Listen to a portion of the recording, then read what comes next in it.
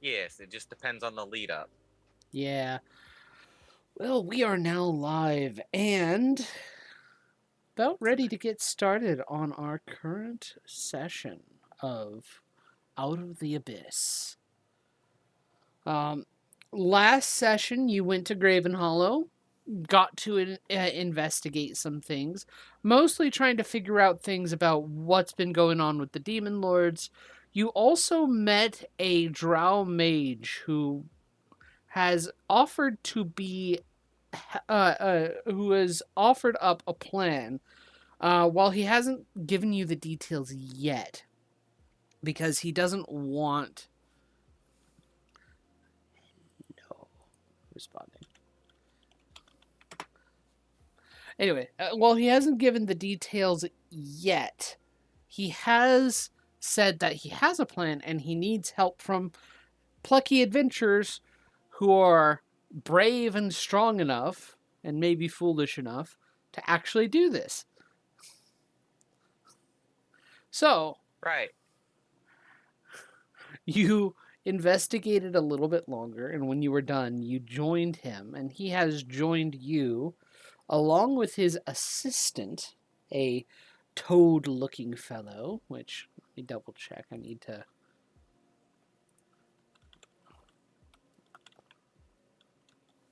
Okay, cool. I can actually pull them up. I always forget something, but Oh, always. Non-negotiable. but I can bring everybody to the next bit. After traveling out of Graven Hollow, let me see here. You spend a couple of days. Let me see here. You spend a day, a full day without any problems. And it's until you get like a full day after something happens. Luckily, you found a shelter to rest in, a place that is guaranteed safety and is pretty much. Let me see here. I'm going to pull you guys together. And so you can.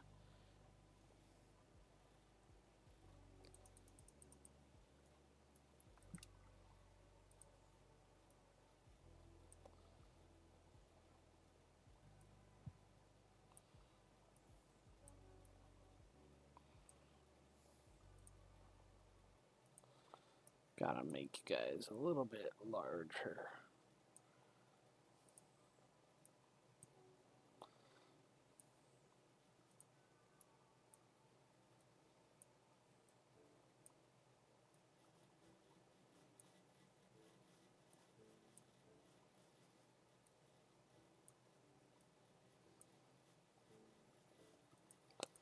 Let me see here.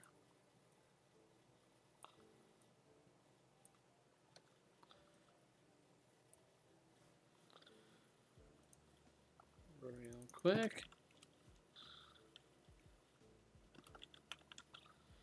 Gotta pull these guys up.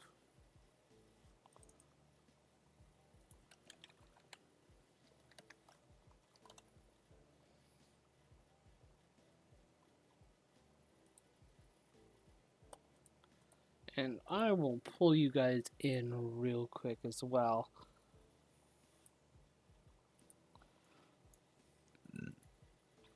This is during your There we go. rest, early during your rest, while you get things set up. Here. And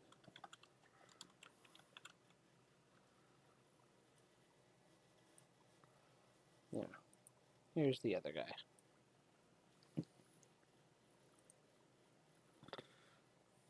Is that our new wizard friend who is also a drow that I don't Yes. trust? Yes. His name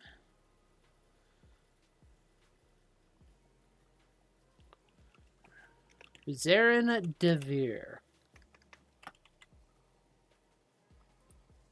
Or Vizarin Devere. Or Dever. However you wish to call it.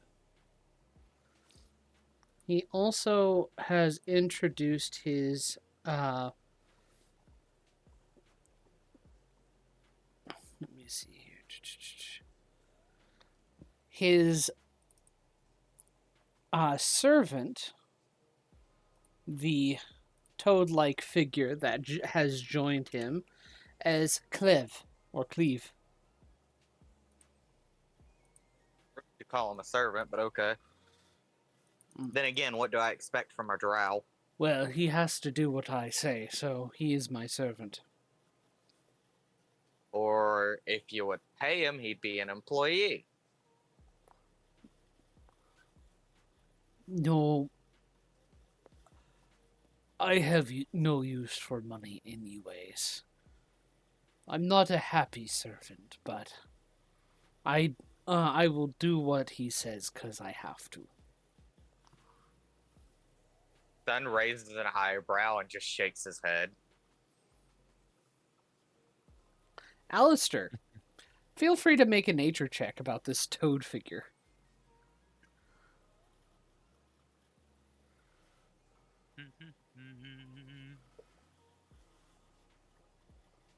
That is a dirty 20. Okay. You know Nice. this guy is a death slod. A fucking what? A slod. A death slod. Okay. You have knowledge that slods are particularly nasty creatures. Often part of the gestation and reproduction process is the eggs are implanted into another sentient humanoid and then they burst out of the humanoid's chest.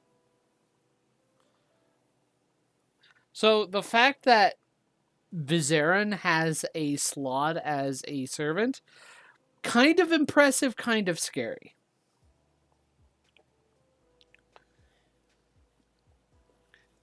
Yeah.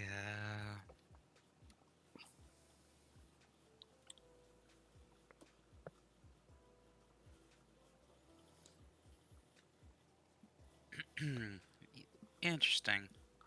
But yes, now that we're out of the prying ears of Graven Hollow, I can give you a little bit more information about my plan.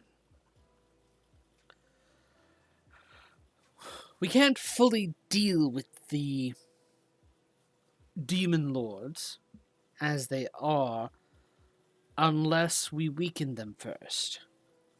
The beauty of this plan is we're going to have them weaken each other by trying to kill each other.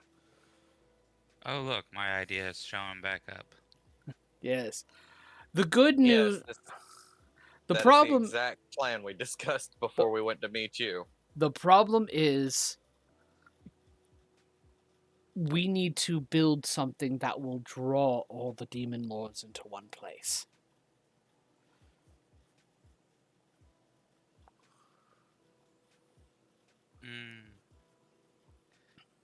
That'll be fun. You just suggest we do that. Well, I know of a right we can work with and adjust. I'd have to get the notes of my rival Grumpf Benrays, the guy who caused this.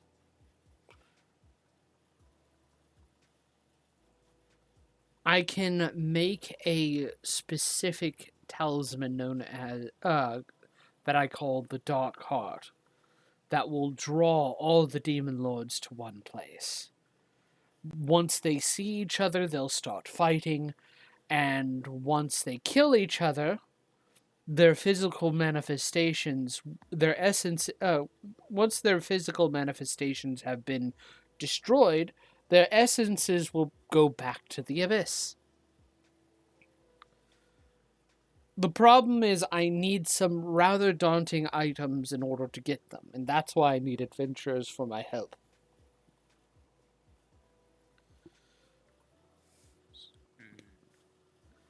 One of them Okay, we are going to get on the way home. That is an unhatched egg of a purple worm. A purple worm. Yes. hey, Alistair, is that as bad as it sounds? Yes. Because normally you can't get an egg without dealing with the mommy. Well, the Drow of Menzoberranzan have a habit and an entire group of individuals dedicated to stealing purple worm eggs. We know exactly where one is, and technically it would be on the way to my tower to stop by the nearest nest we know about and grab one. Oh boy. That's the good news. The bad news, all the other items are equally are either just as problematic or equally as daunting. We need the central eye of a beholder for one. We just saw one of those too. Oh. Well, at least we know where one is. I have knowledge of where a second one lives if we want to go for that one. But, I don't Yeah, think we this one would appreciate us trying to steal his eye. well, I don't think any beholder would appreciate their central eye being stolen. But this is what we need in yeah, order for the ritual to be done. we'll go after the one you know the location of. We need 6 feathers from 6 different angels. I think I know where that can be found as well. We need the heart of a Goristro, 13 Timusks, specifically ones that sprouted from the footprint of a Merilith, a Balor, or a Goristro. Lovely. We need some blood or ichor from a demon lord. And again, we need my rival's book, which should be somewhere within Menzoberranzan, but I can't find him recently. After his botched ritual, he seemed to go missing. He probably made the decision it was better to go into hiding. Or Well, maybe one of the demon lords killed him. more likely he went into hiding than anything else. We both were very equally matched when it came to power and passion of the arcane arts. He was just more politically gifted. Mm.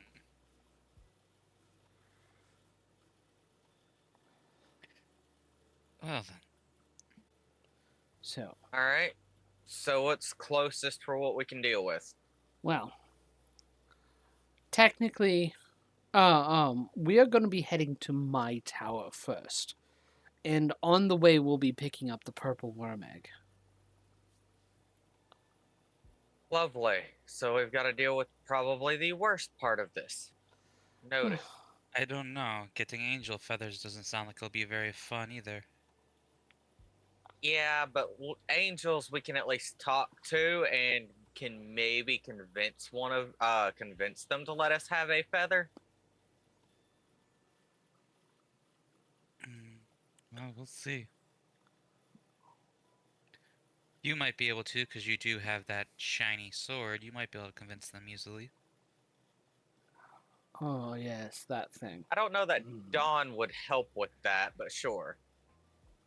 I don't think I can talk with angels, but I wouldn't mind being flashy for you, that they would know such a holy weapon. That's the point. Appreciate it, Don.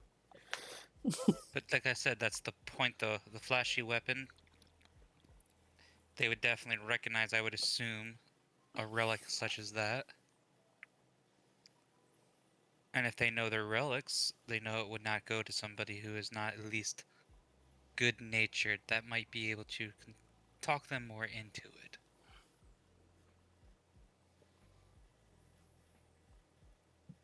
We'll see. Again, never hurts to at least try asking.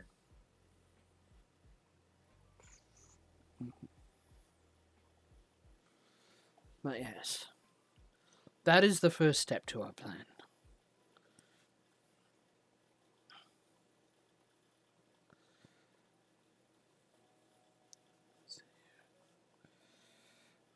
Um, Do you have any questions? no. I think we're pretty settled on what we need to do. First things first, pick up this purple egg along the way, then we'll go from there. Mm-hmm. When we get back, back to my tower, I would be able to provide some items for assistance. Of course, some of them may not be as useful because of the weapon you hold. What do you mean? I have Pewafwees that I could lend to you, but of course, in direct sunlight, which that blade counts as, they would lose their abilities for a bit. They're called what? You would probably know them as cloaks of elven kind. Ah. Yeah, they won't mesh very well with Dawn. Yes. There are other things that I can provide, as well as having my tower be a safe haven for you. Okay. Sounds good. Of course, I cannot allow her or those three, and he points to the drow assassin you got with you, and the three goblins. Cannot allow them into my doors, but they can stay just outside the tower, and it'll be safe for them. Sun looks at them and then to Alistair. Yes.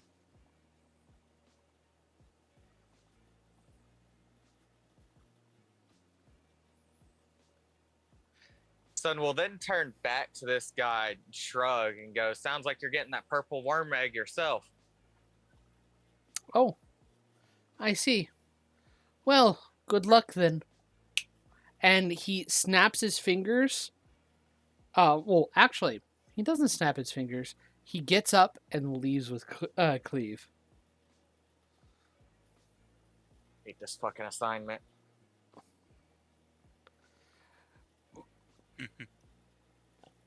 Actually, before I go, and he hands you a map, if you want to reconsider the offer, you can find me there.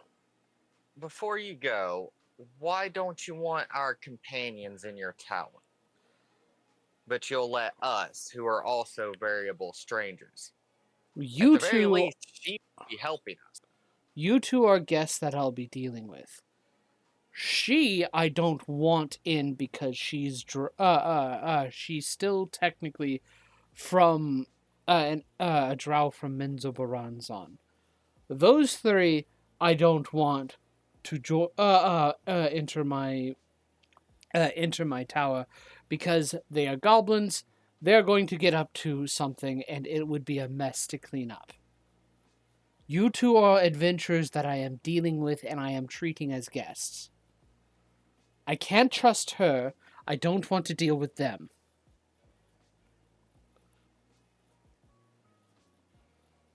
Hey, so we'll start off with the goblins. They've not had any issues so far, and they've listened to our words to the T to prevent their own deaths. I don't think they'd be a problem. Especially given your own skill and ability, I'm sure they'd be too afraid of being turned inside out if they were to step afoul in your abode. Uh-huh. Make a persuasion check to try and convince him. Fair enough. Let me check what my persuasion is. Oh god, this is gonna be interesting. This should be interesting because I don't remember if Sun has good persuasion or not. Okay, I have. Yeah, I have decent persuasion.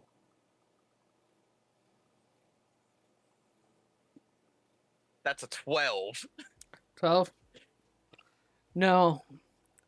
Even if you probably could vouch for them, I wouldn't want to trust them. They would just touch something and break something. They can sit outside the tower and camp there, and it will be safe for them. All right. How are they going to get supplies? Because they couldn't exactly leave the foot of your tower to resupply. They'd be in danger. It'll be fine. I can provide provisions for them while they're staying. It's just I don't want them in my tower. Okay, that seems fair enough. Now to Miss. I did not write her name down, John, and I've forgotten it. Kinyel Drugir. Ah, yes, Miss Kinyel. She Do I have is it? no No. longer.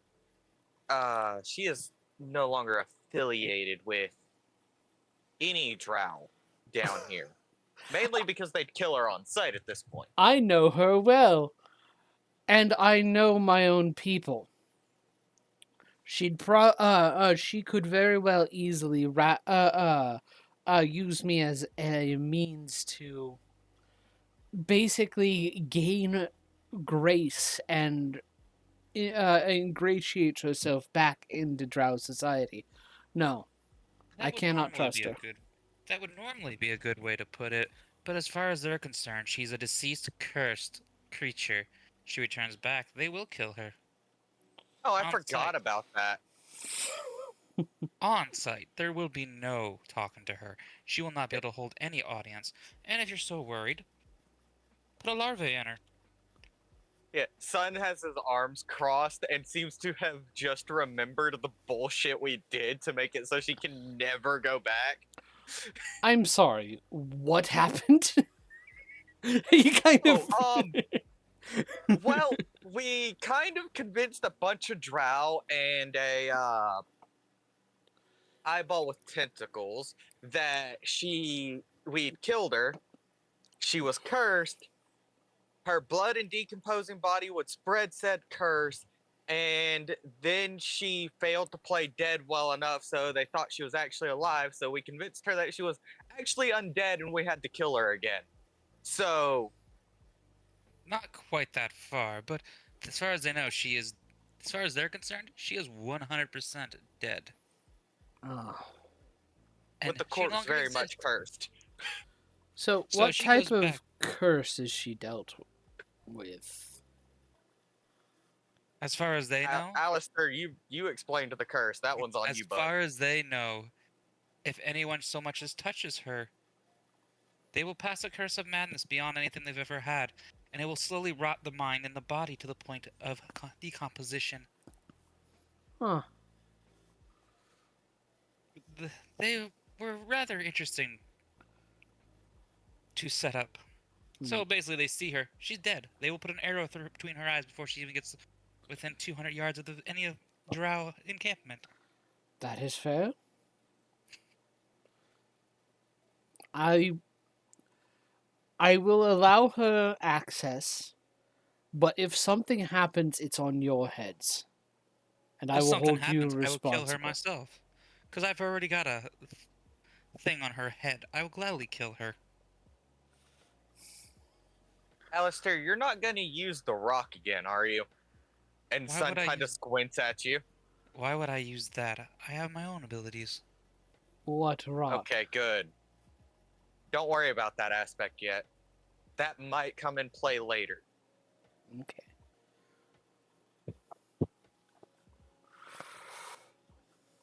Well, if that is the case, then all right. Then it sounds like we've got an agreement. I Yes. appreciate you working with us on this. Yes.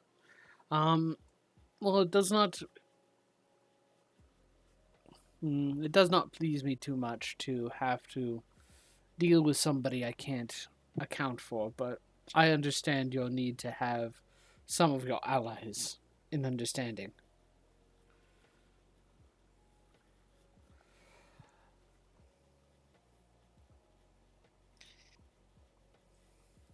As the conversation ends and we all kind of Hmm. actually break off to rest and whatever, and Alistair and I step away from the group, I'm gonna whisper to Alistair, are all magic freaks like this? That's one way to put it. But I also think it's a drow thing.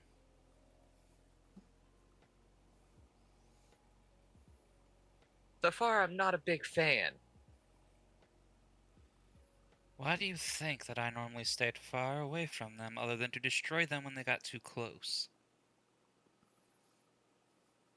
Fair enough. But then For again, the time, I don't think any of them actually would know me anyway.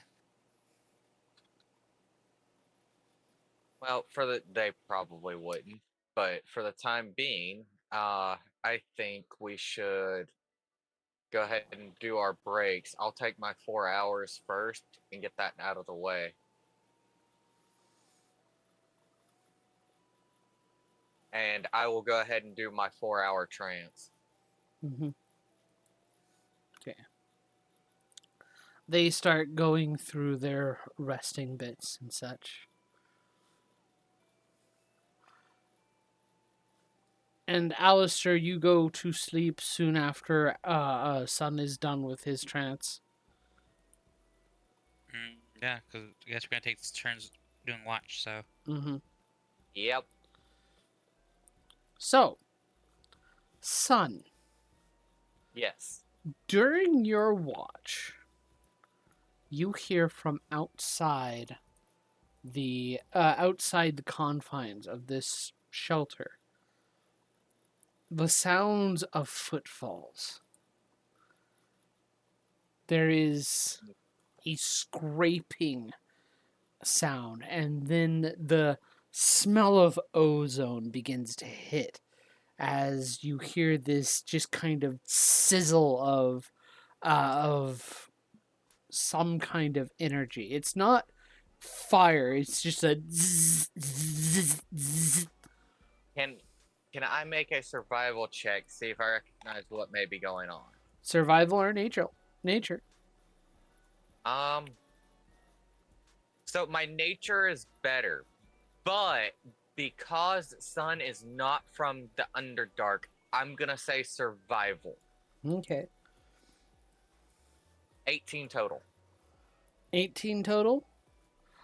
With an 18, you know that at least nearby, crossing by the entrance to your shelter, is probably some kind of beast. And from the senses of ozone and the sounds of this crackling and sizzling noise, that maybe some electricity is involved. You're unsure. It is up to you to decide what to do. If you did nothing, you could let it pass by and you wouldn't have to deal with it. I'd like to sneak out to get a look at what's passing by, so stealth check, I assume. Make a stealth check. Do I have anything? Oh, I will tuck tuck Dawn away so I get advantage for being in the darkness. Okay.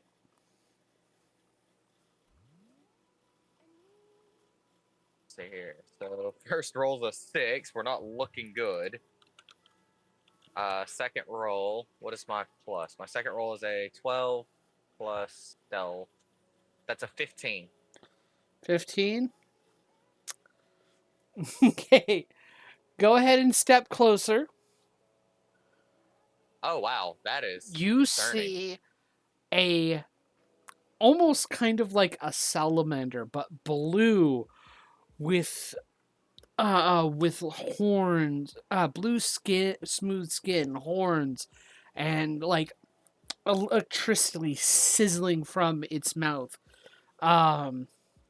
It does have 4 sets of legs, as it has too many legs.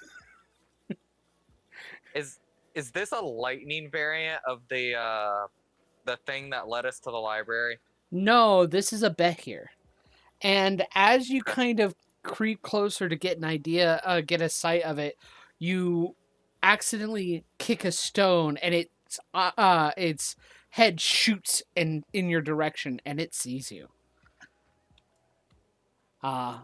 Roll initiative, I guess. We'll see how bad of an idea this is. What is my initiative? 19. Hell yeah.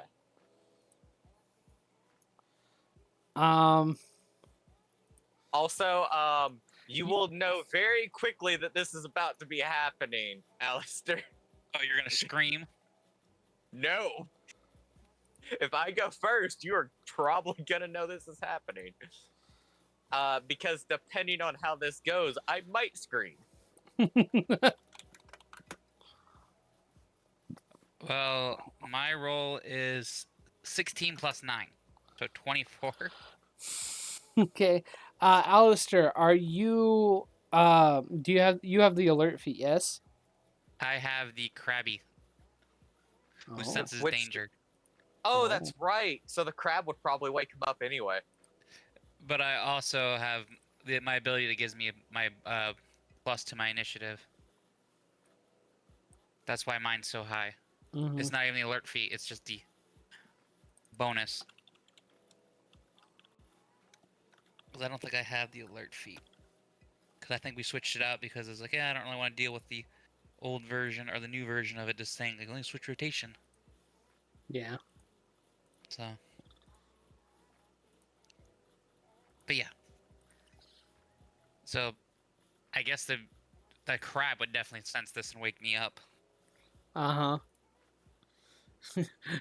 Crab pitches Yeah. you lightly.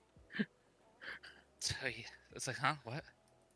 Okay, I have a better idea. Instead of pinching him, because that might actually hurt him, the crab raises one of its claws and just bonks him on the head. Because that wouldn't actually hurt him. Holy crap! What the hell? What? Huh?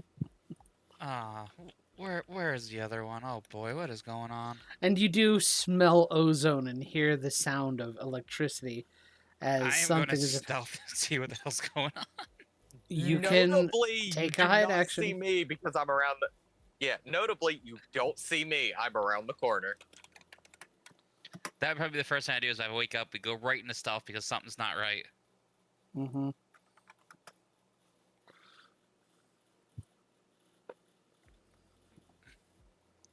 Jeez. So yeah, stealth would be 21. Nice. You are stealthed. And then I'm gonna go into once I get around the corner to see what is going on. Yeah, I'm going on a blade song. Okay. Then, And- as you get close, you also hear Sun say to Fafnir, his little blue dragon, "I'ma try to ride it." What in the actual? Oh, Alistair just like slaps his palm to his forehead, like, "Ah, here we go." Cleve is sitting. Cleve and the assassin are sitting and waiting. She's actually moved up to be at the ready and waiting for, obviously, a point where she can jump in. Cleve sits and watches. Okay, she can see Sun grinning ear to ear then. Okay. Oh God, here we go. Sun shenanigans again. So, son, you It's want to my write turn. it? It's your turn. I'm good. Okay, first things first. I need it to make, what is the save? I need it to make a con save as I cast Bakuro 10 Geki, which is the paralyzing one. That just fails. Hell yeah. So, there he permeates red energy that engulfs its body, causing complete paralysis. It Okay. repeats the save at the end of each of its turns, but right now it is completely paralyzed. Okay. How long does this last? 1 minute. Okay. I'm going to put orange dot for concentration. Hmm. And 5, 10, 15, 20, 25. And I don't think I can make an animal handling check this turn because I paralyzed it. Not really, no. Okay. Can I use my movement to try and mount it and grab its horns? You can do so. And given that it's like, I want you to make a grapple check with advantage. Hell yeah. Is this this is based off of my strength, right? Yeah. It's automatically going to fail. It's gonna automatically fail. Why am I rolling then? Because I want to see what you roll. 11. I rolled poorly. 11 on the first one. It is only It- because you are it is paralyzed that you're able to do this. Wait, is it based off of athletics or is it just straight strength? Would be athletics. Oh, hang on. 8, 9, 10, 11, 12, 13, 14, 15 on the first roll then. Okay, that's much better. 17 plus 7. There is for some skill 24. behind this. Yeah, so anyone that can see this, walks Sun point a finger at this thing and it permeates red as he says Geki. And as soon as its body flashes red and it stops moving, Sun walks up and casually slings himself atop it, grabbing its horns. Oh, wow.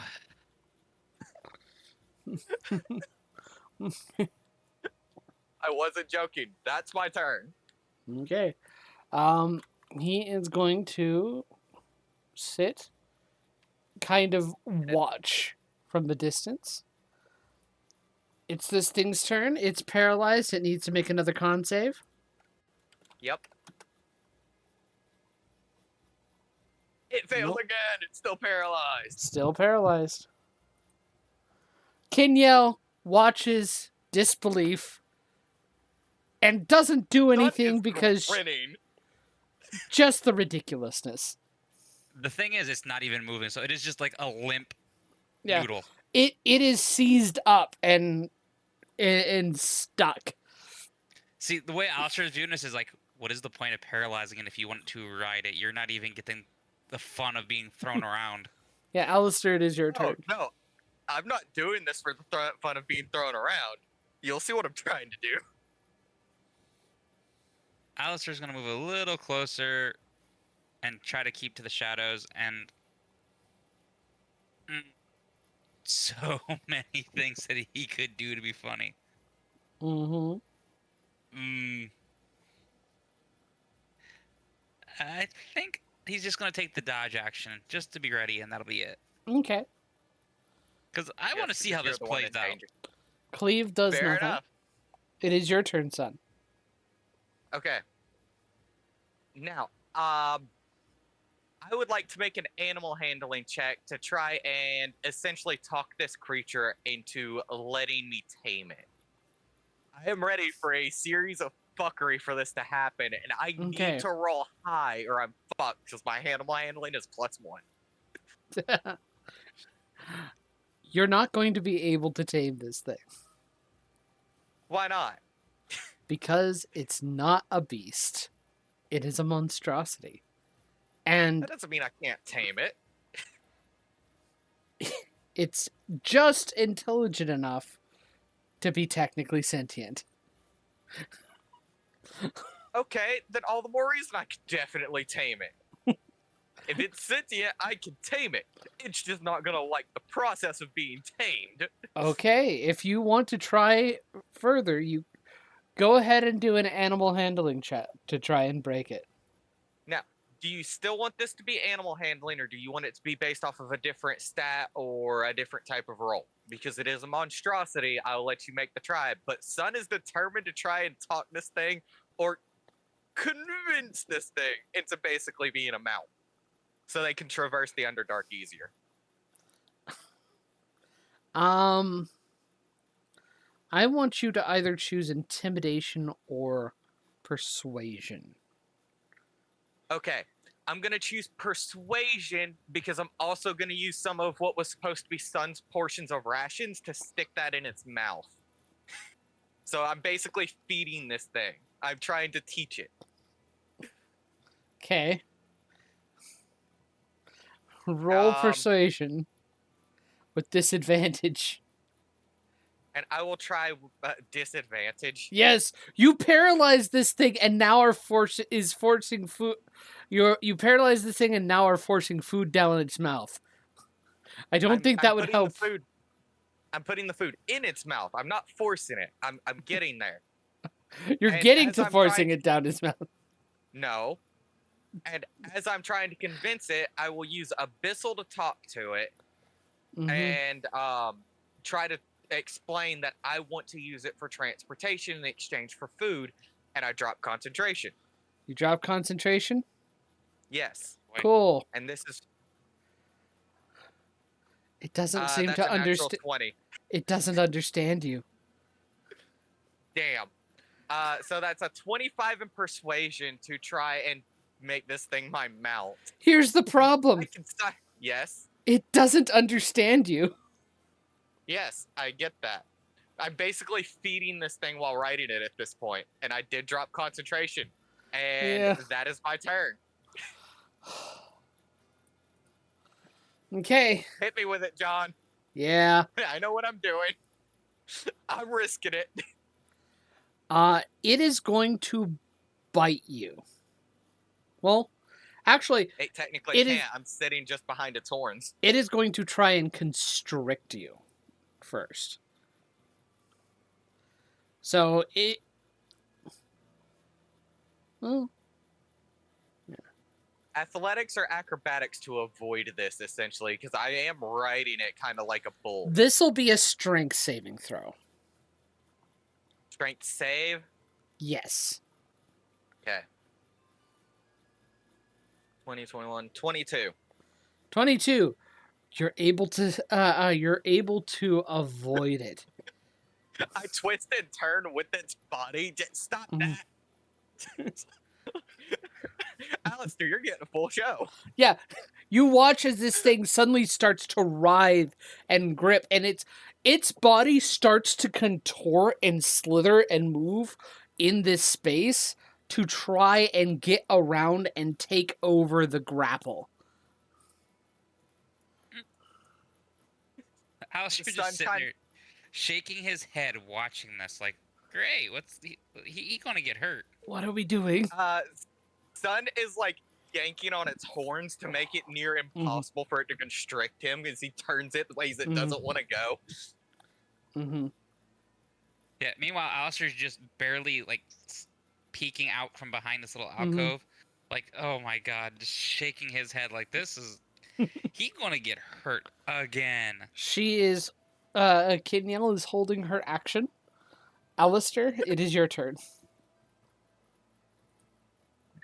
Alistair is just like, what in the hell? He is trying to figure out what to do. He's just like, huh? Kind of scratches at the base of one of his ears and just goes. He just kind of Sun throws looks his. like he's having a blast. He kind of just throws his hands up and just walks away while still maintaining his stealth. Like, whatever. You get hurt, I'll be out to visit. Yeah, Sun looks like he's genuinely having a blast. Okay.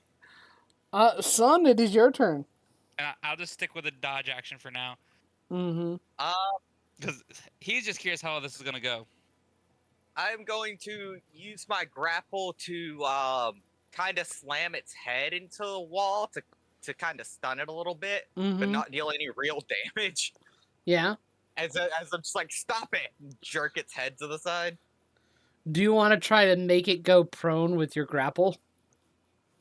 Sure. Okay. Not quite what I had in mind, but that'll work. Make an athletics check. It'll be versus his athletics or acrobatics. 26. Jeez. Yeah, no. Oh, my athletics is 1 point higher than his. You force this thing to the ground and it's now prone and unable to move. This thing is so effing confused. It is Danielle has, confused. like, a It is perfect angry. view. It doesn't know what's going on. Danielle It has, was like, a just perfect view of minding this. its own business, and then you paralyzed it and grabbed it. Yes. I will try again to offer it food. Okay. This time it's more of an actual offer instead of just sticking it in the mouth. Do you say anything else, or are you trying to say something? Food for transport, and I'll keep you safe. What language do you use? I will try Undercommon this time and have Fafnir say it in Draconic. Okay.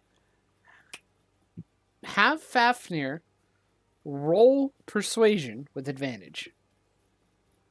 Okay, hang tight. Let me, I don't have his sheet pulled up. Give me just a second.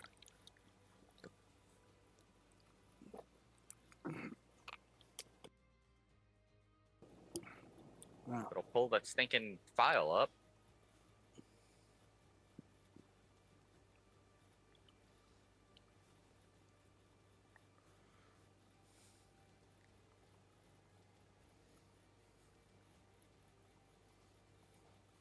Let's see here. Persuasion is based off your charisma. Yep.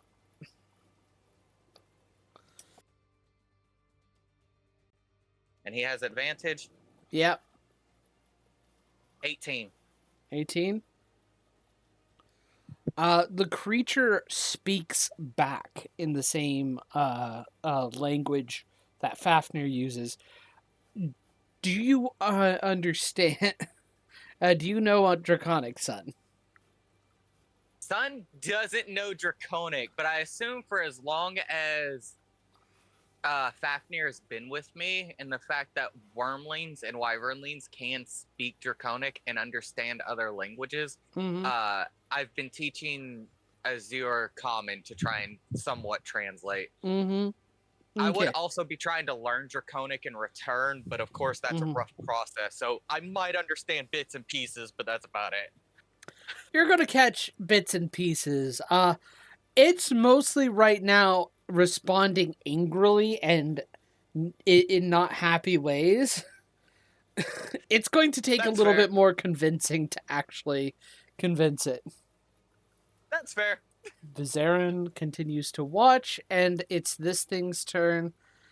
It is going to try and shake you from the grapple again. This time it's same just... thing? Yeah. Your Right, athletics versus his athletics. He's using his action to try to break the grapple. 21. 21. Jeez. He is not able to break the grapple. That +7 is putting in a lot of work for me. Yeah.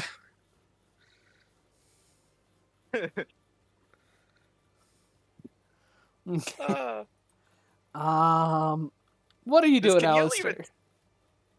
Alistair has say basically anything? walked away because he's already just over the shenanigans, just like... Kenyelle is just kind of like... She is looking out with disbelief and awe. Kind of. See, since Well, I Alistair mean- is This is just par for the course. Alistair's just going back to where the campfire was. And is gonna start making tea. And wait for the Your screams. action to start making tea. Yep. And wait for the screams. He just sits down by the fire, pokes it a little bit, pulls the tea kettle, and starts making tea. How does Kenyelle react to this? Like the one Kenyelle- ally that she knows is there with Kenyelle is Sun gobsmacked. Just like looking at this, she's kind of not even trying to stealth anymore. She's just kind of looking at this with, what the fuck? Kind Meanwhile, of this a is par for the mix course. of disbelief, belief, and impressed.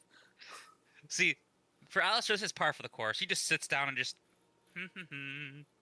feeds a little bit of rations to Jasper and just goes, "Why does everybody act like this is surprising?"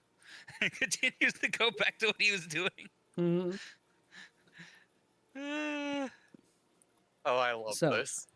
Another shot my at turn. trying to convincing this thing, yes. Look, I'm not trying to hurt you. I just want to make a new friend and was worried you might actually hurt me. So I'm sorry for this. Make And I a... will, of course, have to translate. Yeah. Have him make another persuasion check with advantage. 22. 22. The writhing slowly stops. And it kind of gives a look at you. And it gives a response that is less angry now, but kind of given the understanding of what's been going on. It's been really helping that you actually haven't been trying to kill it this whole time. And yes, it Okay. agrees to your request. Yeah, new mount. Sun will kind of pat its head and let go of it as he clambers off. And again, I'm really sorry about that. I just did not feel like getting bitten or slashed by you. Mhm. Are you all right? I didn't hurt you anywhere. Do you need healing?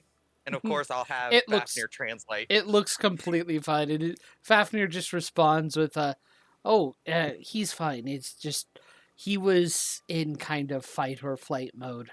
You did kind of surprise him with with suddenly paralyzing him and jumping on him. Okay, yeah, that's fair. Sorry again. And Sun will actually hug this thing. Like, sorry about that. Give it a friendly hug. It is surprised at the hug, but slowly responds to it. Hell yeah. All right, now, let's go to camp. Are you hungry? Everyone else should be going to bed again shortly. And Sun will lead it back into camp.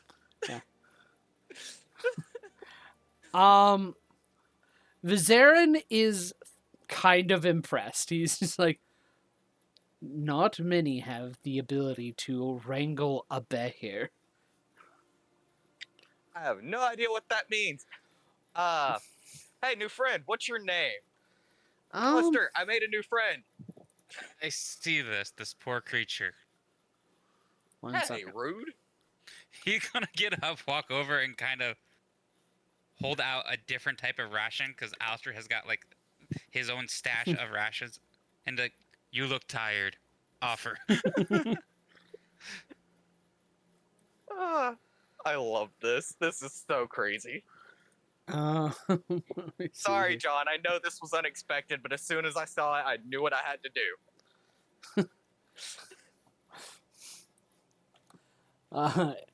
It responds with its name is Ecos. Ecos. How do I spell that? I am actually putting his name tag up for you guys to see. Nice. I'm going to give you guys And what half was his XP. race again? He's a behir. How do I spell that? Behir. That's what I thought. Behir Sun tamed after scaring it. I am going to give you half XP for that. New travel companion. I appreciate the half XP, given how crazy that was. New And since I knew what travel you were trying to do, I companion didn't want to as attack, so I just kind of, new go away. mounts.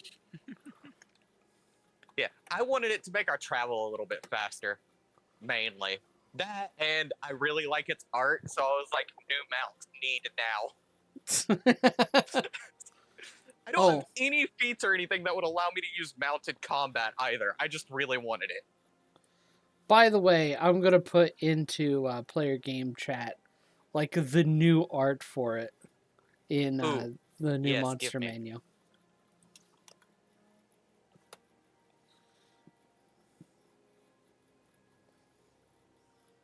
Oh, hell yeah. So Sun just wrestled with that thing and Yes! won. Yes. Jesus. It also it to be fair, it also rolled dog shit. It did. It rolled poorly. Like, it had a real chance of easily turning the tide. Where was it put? Player game chat in the Discord server. Ah, there it goes. Oh, it's one of those thingies. Yeah.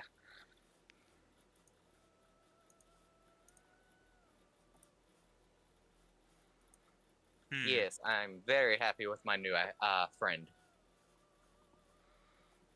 Ethos. I have added him to my notes. And you guys level up. Yeah! Sun for the win.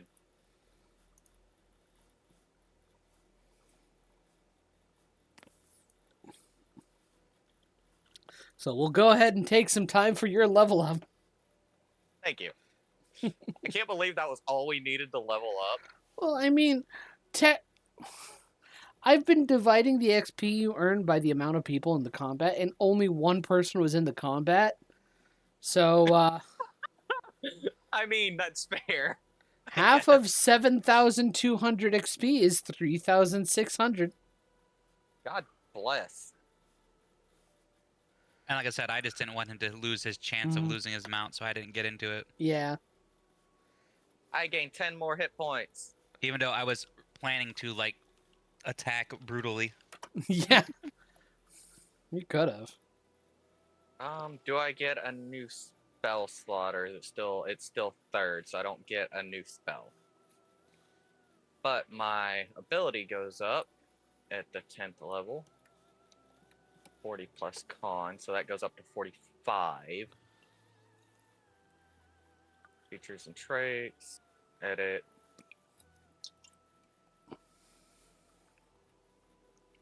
Five out of 45. Save. Not save it. Woohoo, I can have 15 spells prepared. Yeah, damn, that's a lot of spells. Now, Let's see. since it's I'm gonna level be 10. soul path feature, let me scroll down to see what mine is under. 12 legs? They have 12 legs, by the way. God damn. Zenjutsu. Woohoo, I learned Song of Defense. Mm-hmm.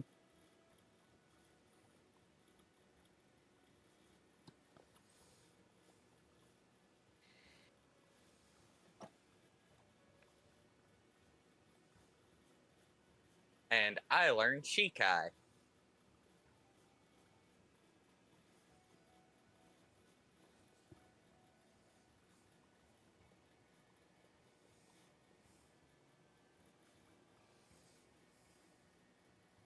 Oh, it's a bonus action to activate, not an action. Okay.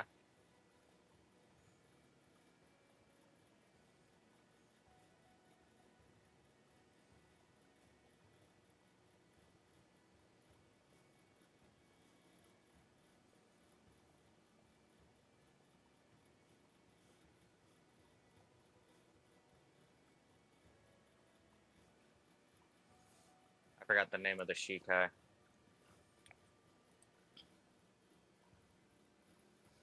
Shattered or broken? No, it was cracked. Now I have to pick 2 new spells. Yeah! 2 new spells. Yes. And they have to be a 5th level or less.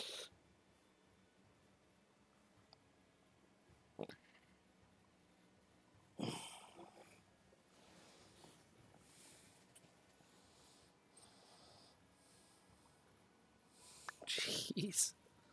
You got your level up by wrangling a bear. Yeah. Jeez. Done Anything happen. crazier shit. Are you even surprised? Ibo Wareta Tamashi. I just kind of feel bad for the bear. I don't. It gets friends and free food for basically being a mount. Oh. Ibo Wareta Tamashi. Okay.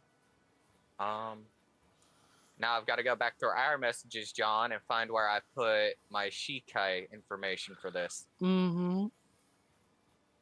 You might also want to check the pinned messages to make sure you still approve of how this is going to work. Yeah. Here we go. Jump.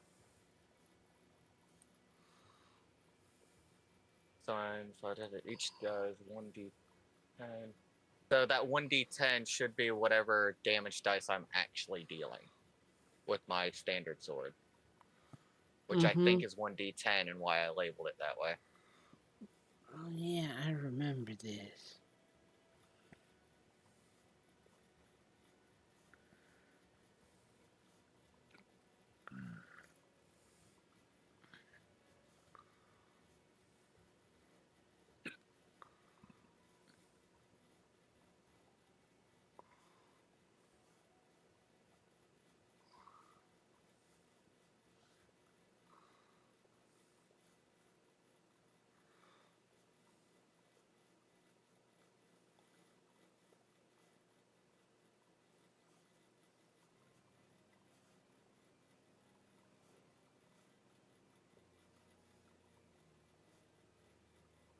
Are you still fine with that? Let me double check it again. Da-da-da.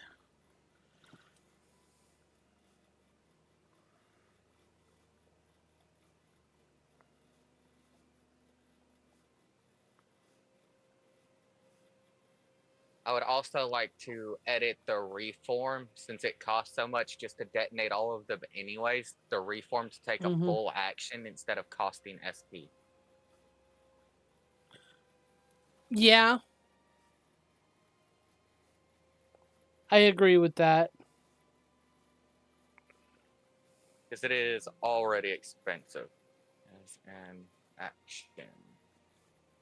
And just so you know, I cannot run the lightning blade through these. That requires me to be touching it. So I can only do that with the one in my hand. Mm-hmm. Okay. That makes me feel all right. Let's see here. It's basically area control and small explosions. Yeah.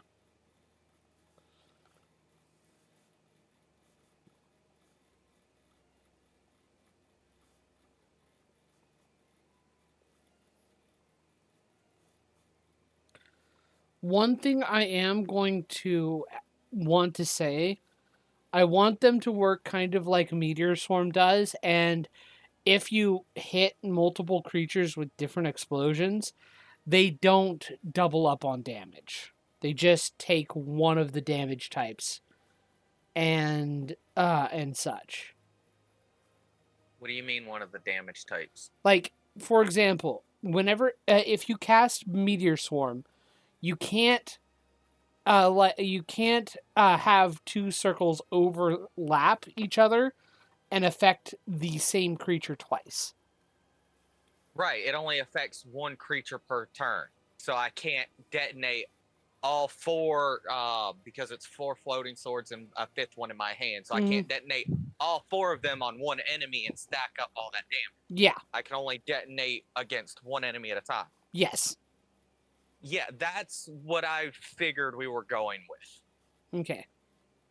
Yeah, it'd be a little ridiculous if I could detonate all 5 swords and deal that much damage. Mm-hmm. Because that's 8d6 per sword. in total. Yeah. I'll add that in my little thing on here. Mm-hmm. Each explosion can only affect a creature once per turn.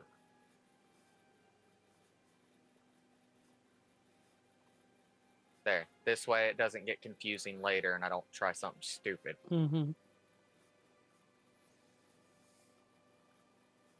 Did I well, that was brilliant on my part. I forgot a T in shatter. Oh. Exactly one. Mm. Dumbass. Anyway. Jump to present. Don't need that anymore. And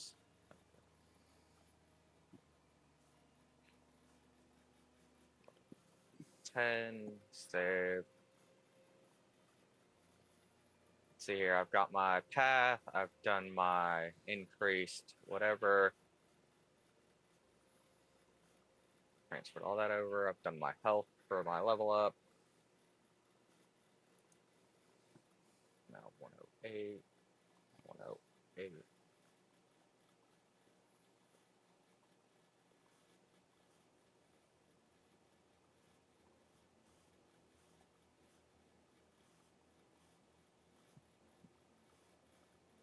I think that's all I get for my level up, but that's what I wanted because that was my big thing.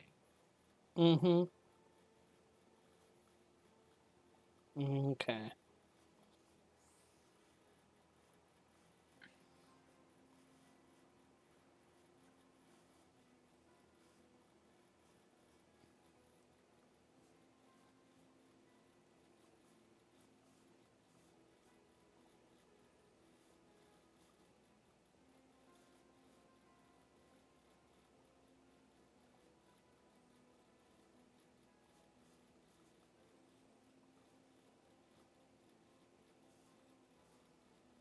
Hmm.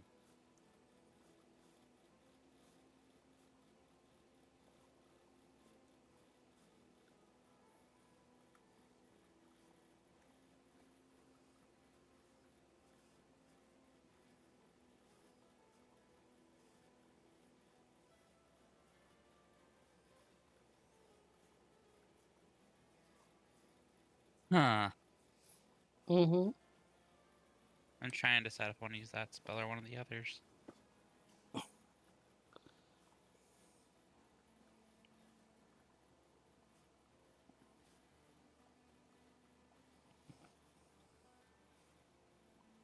Oh no, my Zomboctel is a D12 at this point, not a D10. So those swords will be doing a D12 on a swing. Okay. Cool.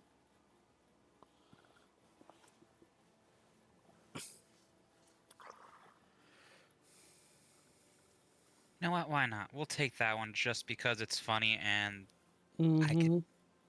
Why not? Because it just says I get to add spells. It doesn't say the level as long as it's within a level or a slot that I can cast it at. Yeah. So I have the spell slots, so I'm gonna add this spell. Ooh, what spell you at? It's for me to know and you to find out. But I want to find out now. No, no, no, no. That's no fun. If I tell you now, that ruins the fun. Didn't mean to click that. I went to edit it to change that to a D12, not a D10.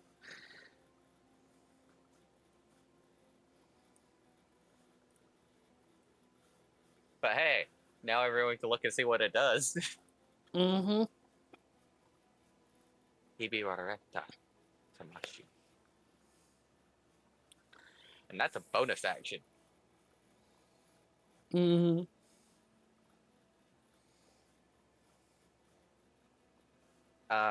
While he is doing the last of his things, I'll be right back. I need to run to the restroom. I'm done now. I'm just casting Oh. spells over. But go ahead.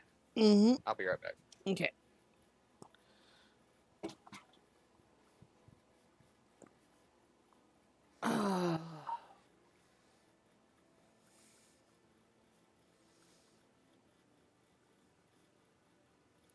This is gonna get interesting.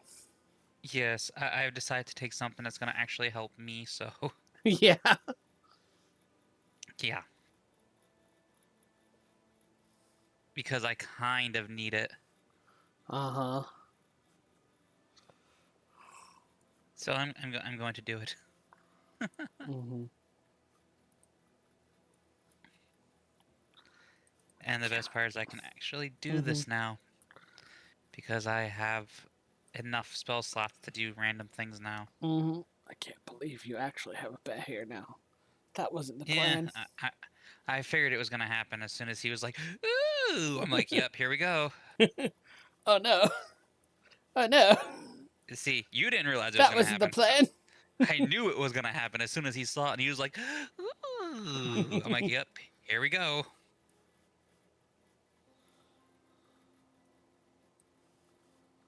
What the hell is all that noise? Oh, they're finally taking our our cardboard. They are very late. Holy.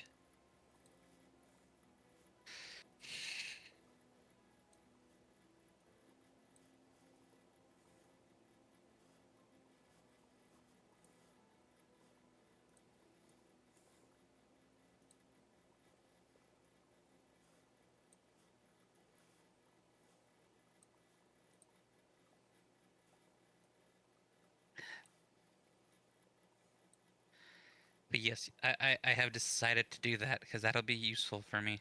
Uh-huh. I am a glass cannon, so I have Yeah. to adjust things.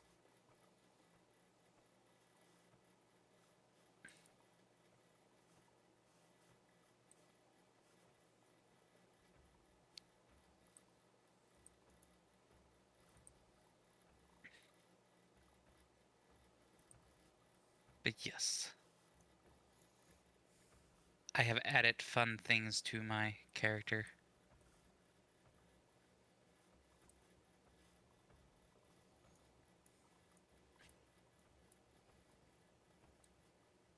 And I think, let's see. No, we don't get it till 12 for the ability score improvement.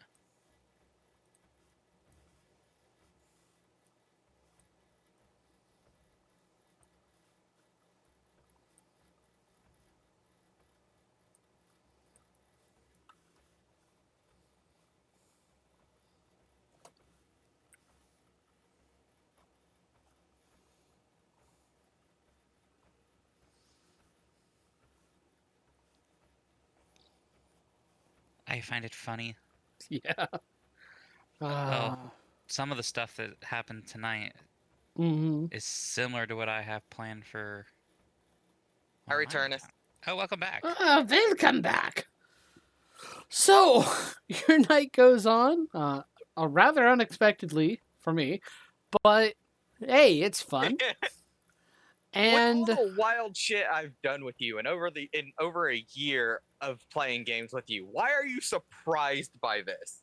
I didn't think you would be like, ooh, time to go cowboy on that Bahir. I mean, to be fair, it is perfectly within reason for Sun specifically. Hmm. Anyway, but you managed to have a uneventful rest of your night, and you begin travel. Upon the next day, I would like you guys to just kind of set yourselves where you're going to be before I actually reveal things to you. You're about Uh, in this section of the cavern. okay, I will be riding And you on guys see. Ecos, assuming he lets me. Oh yeah, he will let you guys. I would probably be somewhere in the middle of his back, so that I'm not like, if I'm gonna fall, I want someone to grab onto. It's kind of hard to like demarcate the middle of his back. Basically, if I'm falling, I'm taking the whole party with me. Uh, oh, there it goes. So I'd be here as this would technically be the head. So you would Mhm. probably be where my token was, or one more back to the left, like over here, Alistair. Well, it depends. Whether this thing actually moves like a snake or anything, its head would be down lower like this. But just saying. Well, I mean, probably it has fucking 12 legs. Yeah, So yeah. it is a long, and it's like a salamander, smooth, leathery skinned creature. So I would have liked to have used my long rest then to use some materials and leathers and stuff I have to make a semi-usable saddle okay, with my artisan feature. it is possible. Hell yeah. And he does move mostly with his head closer to the ground. Just kind of a natural state of him. Yeah, I made it more for Alistair in the middle. Because I can just grab his horns. Mm-hmm. So it is about here when Alistair, especially you, but everybody else kind of picks up on, let me see here, a black liquid that drips through some cracks and crevices. What the fuck is that? Alistair, what's your passive perception? I think it's like, what, 13? Let me see. Okay. My passive is 15. Okay, cool. Yeah, so you will all No, all 14. you'll all It's see not this super one. high. Oh, great. Black ooze. Yeah. It looks like a familiar black pudding. Ikos, you may not want to get too close to that thing, and I will hop off in front of him. Ah. And of Going course, to I'll get have off. Fafnir translate. Yeah.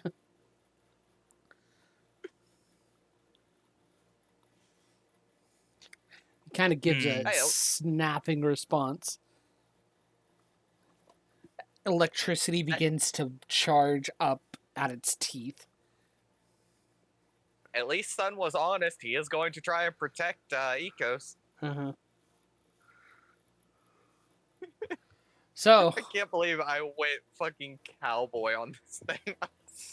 Dear Lord. what are you doing? Hmm. This thing clearly knows you guys are here and is oh, something else you do notice. Vizarin and Kenyel have notified you, and you've seen it as well, that there are warning signs in Undercommon, specifically Drow, that there are demons about. Lovely. I would like to Oh. make a perception check for any more of these things or signs of any more that may be hiding Make a in like perception check. cracks or corners or whatever. What is my perception? +5, so 18 total. 18 total. You do see another one right above Alistair. Noticing this, I'm going to grab Alistair and yoink him over Slowly here. dripping down as if Yeah, I'm it's just gonna trying to yoink him pounce. here. Yeah, so Alistair, I just grab your arm and yoink you between me and Ikos and on the other side. Staring Fun. directly above you. These damn things that are annoying. He going to draw his +2 sword, Mm-hmm. since it's technically considered, I guess, enchanted, so it shouldn't dissolve in these things. Mm-hmm. You all might want to use magic weapons if you're gonna have to use weapons in general. Shit. Goblins, you stay in between the people as much as you can and out of harm's way. Mm-hmm. Ikos, you just try not to get hurt. Okay. I would like everybody to roll initiative. Yes. Let's hope I didn't roll it. Yeah, I wasted my good roll on that perception check. Hoo-hoo. I got a 10 total. I gotta add mine up. Hold on.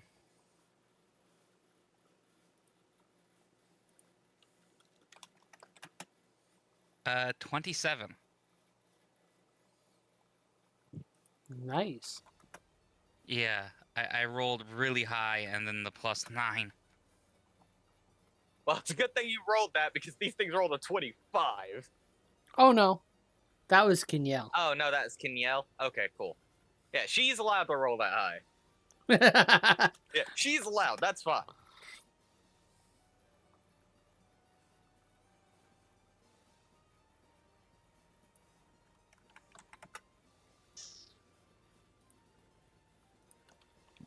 Ugh.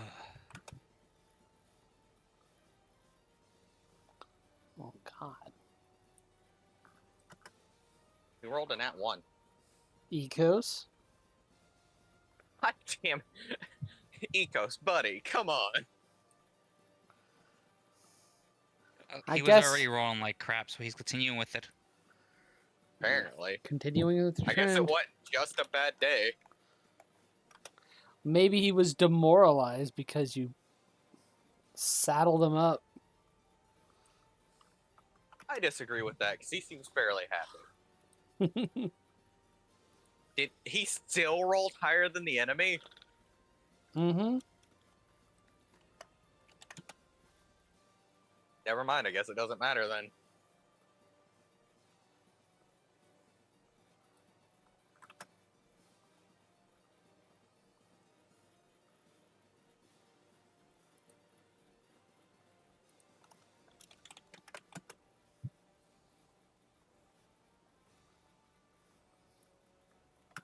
Okay, and I need to get the goblins stat block in here because they are also going to be rolling. Okay. Oh, okay. So I'm wrong. I'm rereading what the Shikai does, and I do not have to spend points every turn to maintain the form. Okay. That's good at least. Pretty standard. Pretty standard. Alrighty. Alistair, it's your turn. That I've got this ooze in front of me. Gonna go right into Blade Song and Mm-hmm. go right on the offensive. Okay. Doing Booming Blade with my +2. Whee! Okay. Does a 23 hit? It does. Give me a moment. I need to check to see what my dog is going crazy about.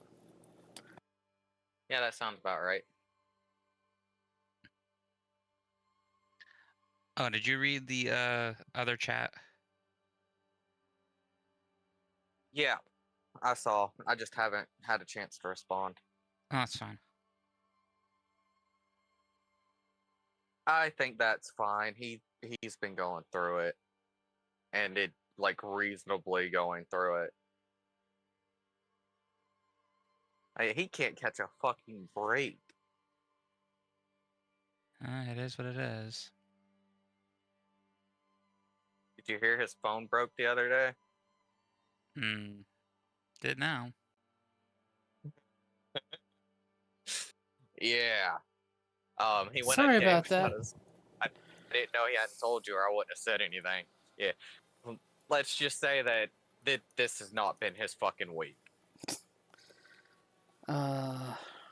Welcome back. Hi.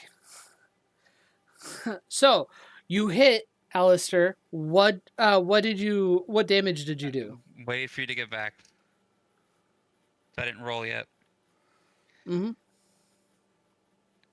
11 slashing. Okay. And 12 thunder. Okay. In response, it's going to split. I figured.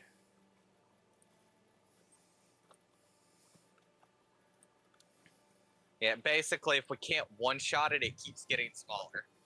Yeah, and so does its HP pool.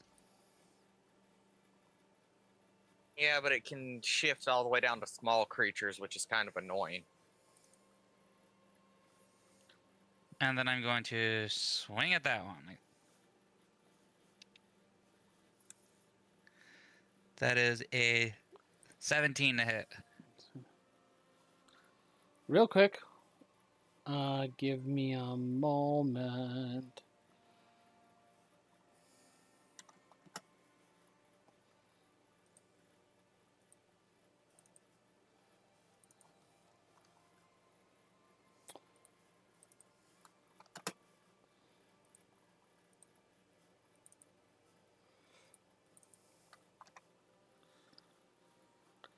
Uh, 17 will hit. Which one are you hitting again? The one that's directly in front of me. Okay, cool. Roll for damage. I mean, if they go right back to full health, does that really matter? Right? And still, technically, it does. Let's see. 6, 7, 8. 13 points of damage. 13 points. Yep. And this one will also split.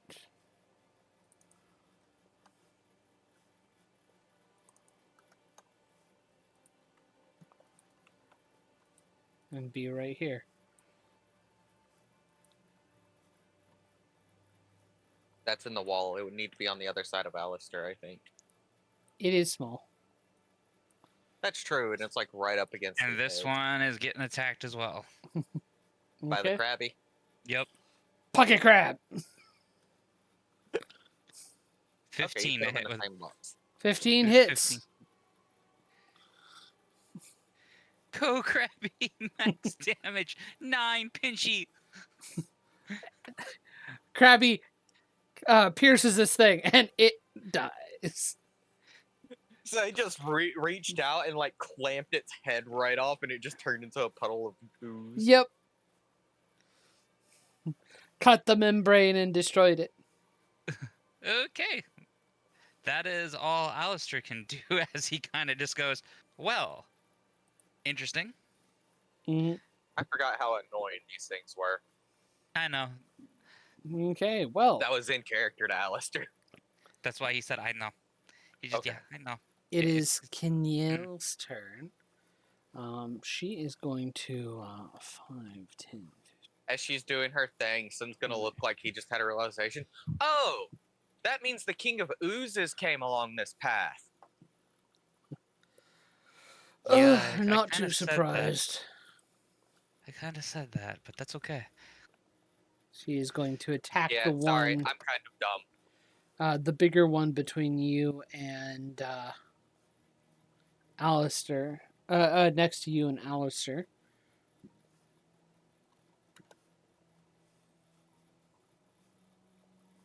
She definitely hits.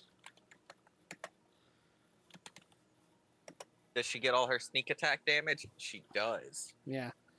If I remember correctly, yes, she does.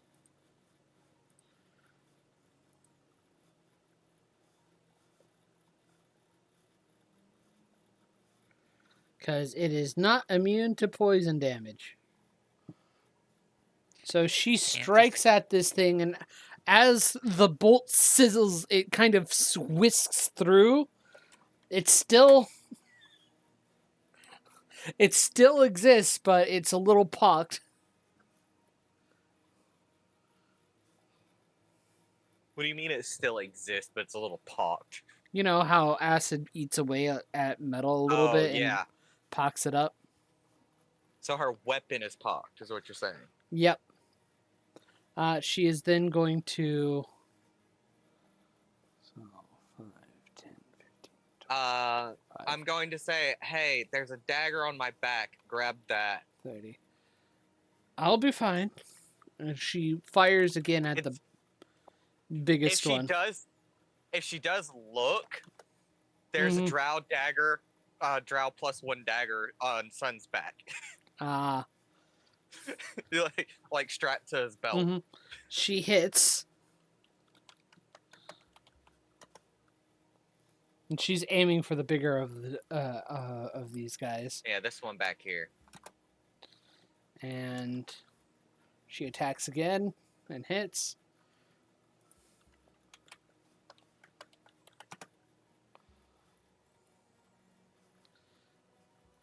Okay.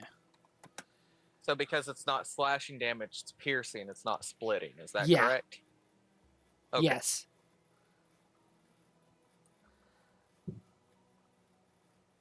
It is.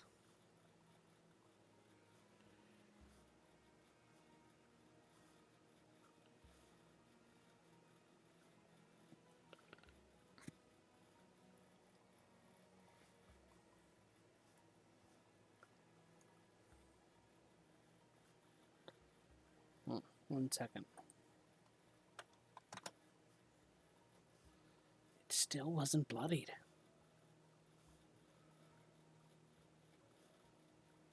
What do you mean still wasn't bloodied? So, as a reaction to the second, her second attack. It's gonna choose to split. Yep.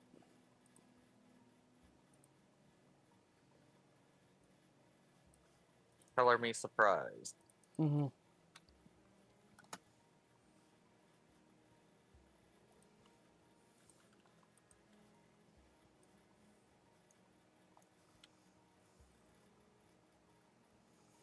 Okay.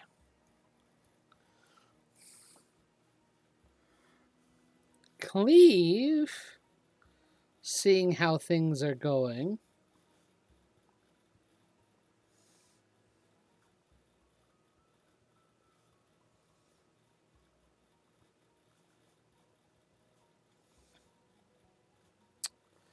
is going to kind of do nothing and hold his action.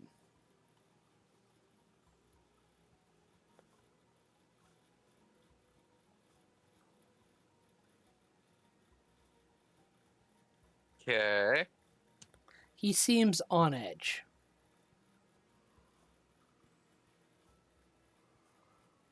I mean, shock for that. He's heard from both of us that this means that one of the demon lords came right through here. My turn. No. Oh, goody. Show me. I want to see it. Where is it? Real quick. 1, 2, 3, 4. Oh, dear 5, lord. 6, 7, 8, 9. Okay.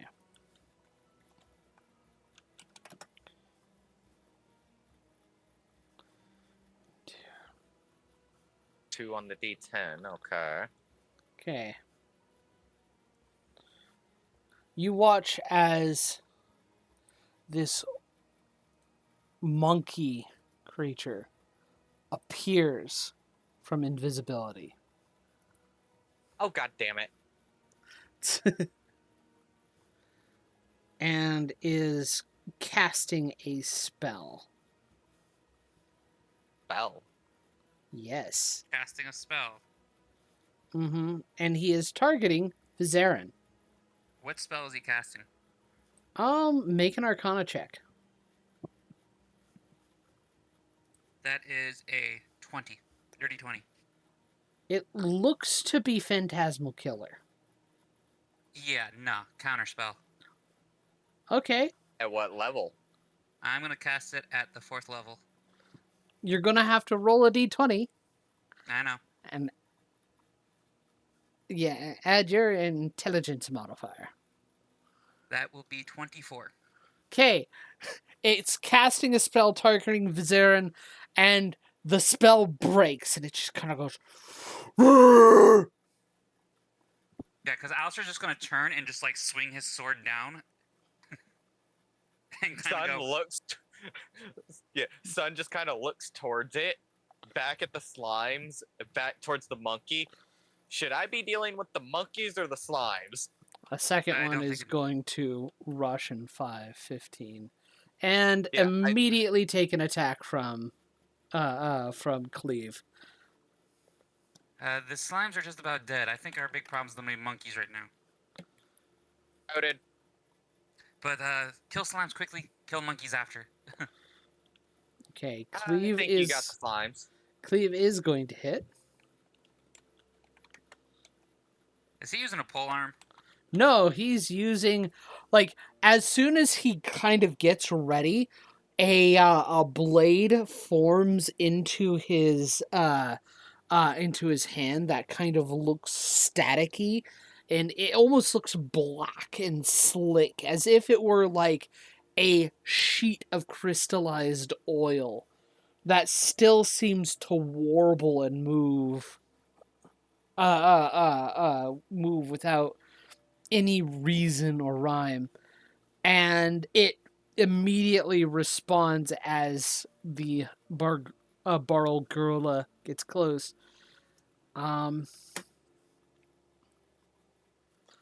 Doing 20 damage. And it is not resistant to necrotic. Good to know. And let's see here.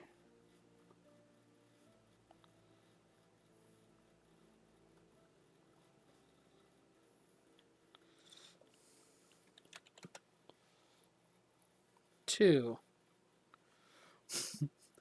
As soon as the blade strikes the Barl Gurla,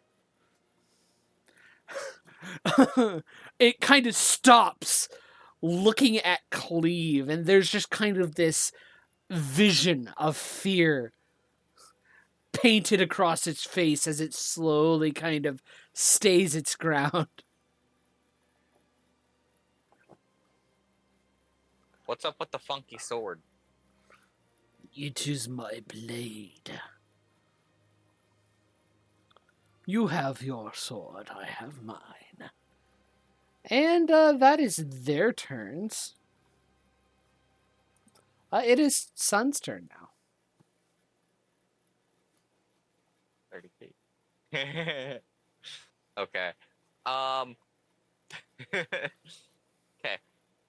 I'm going to use my bonus action. So, John, I need the spiritual weapon here and here next to this monkey. Mm-hmm. And then, yeah, in front of each of the Sword. two medium-sized slimes.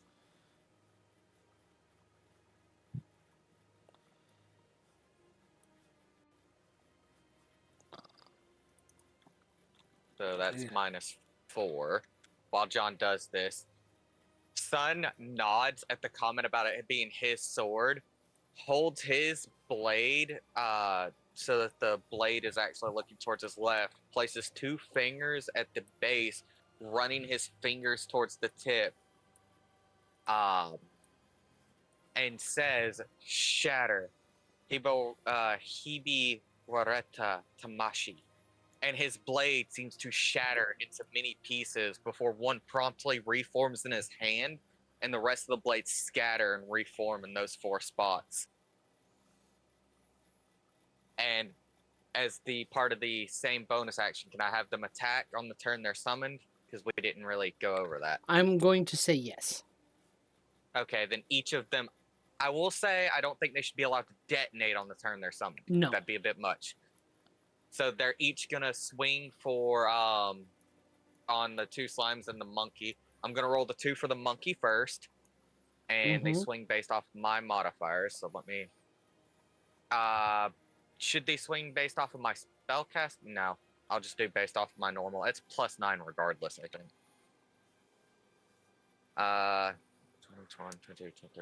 24 for the first hit on the monkey. Mm-hmm. So Hits. D12 plus 4. 9 damage. Second attack on the monkey. Mm-hmm. That's a 19 plus 9 for Hits. whatever that is. 13 more damage. Mm-hmm. We'll go with this one first on the left for the slimes. Mm-hmm. That's a natural 1, so that one misses. The That next slime misses. over. 23 to hit. 23 hits. I think you could only 12. miss with a natural 1. That sounds about right. 12 damage. And as you slice it, it splashes in a little black puddle.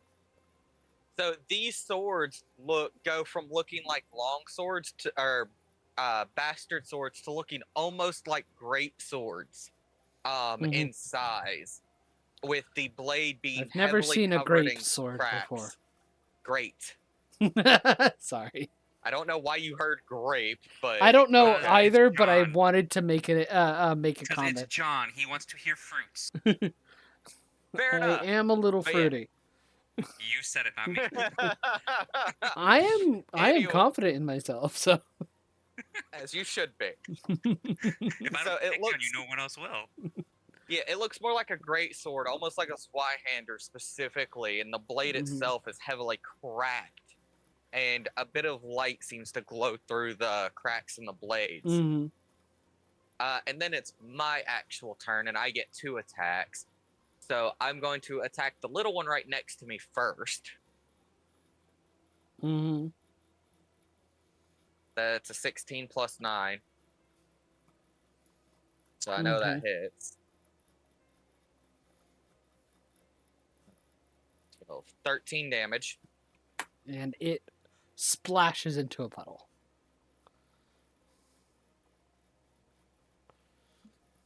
Can I move through Ecosa space?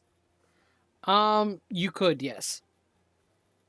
Okay, And it 5, won't even 10, cost you extra movement because he's yeah, 2 5, sizes 10, larger than you. 15, 20, 25, 30, and I'm gonna swing on this 8. Okay. Wait a second.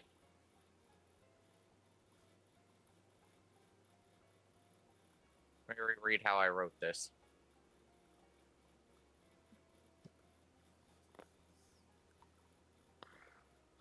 Okay, no, I can just, it doesn't matter how far they are from me. I just summon them within 30 feet of me and can move them 30 feet as a bonus action. Okay. Mhm. As part of my bonus action. Okay. Then yeah, I'm gonna swing on this thing. Mhm. I almost rolled my d12 instead of my d20. Oh, a shame.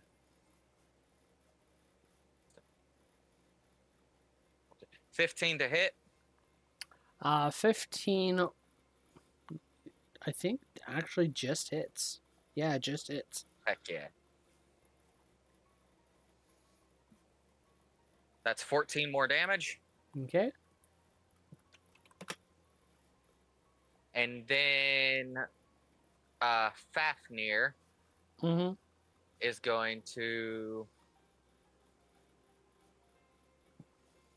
Fafnir's going to use Breath of the Deep, which it can use once a short rest, for a 5-foot cone of pressurized water. I need a deck save. I assume it's gonna save, but I'm gonna try anyways on the off chance it fails. With how good I'm rolling for the enemies. Oh, well, motherfucker! God I bless. spoke just too soon. Why couldn't Yeah, that so be a this thing natural basically 20 for an attack or something? Yeah, so it basically gets a jet of water to the face and looks unbothered. Yeah. All right. That is my whole turn. Mhm. Oh, this thing also has the frightened condition, real quick.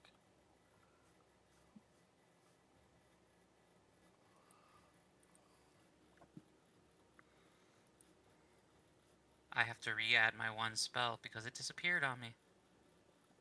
Brilliant. Yeah, like I thought it was saved and it wasn't. Apparently. Okay. Do you want to rule these weapons as being targetable, John, since they are still physical manifestations? If they are targetable, they would need to have HP. Okay. I I would- believe we've seen something similar with HP. Yeah. So what we can say is when their HP hits 0, they shatter on their own without the explosion, and I have to spend SP to reform them. That's fair. They will have immunity to psychic damage and poison damage.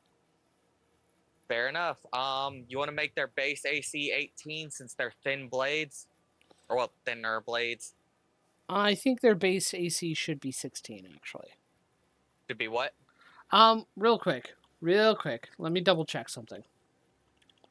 Yeah, because I was basing this off of something else I'd seen. I can't remember what it was now, but I remember We are it had an going to have their AC of base AC be the same as as a flying sword, which would be AC 17.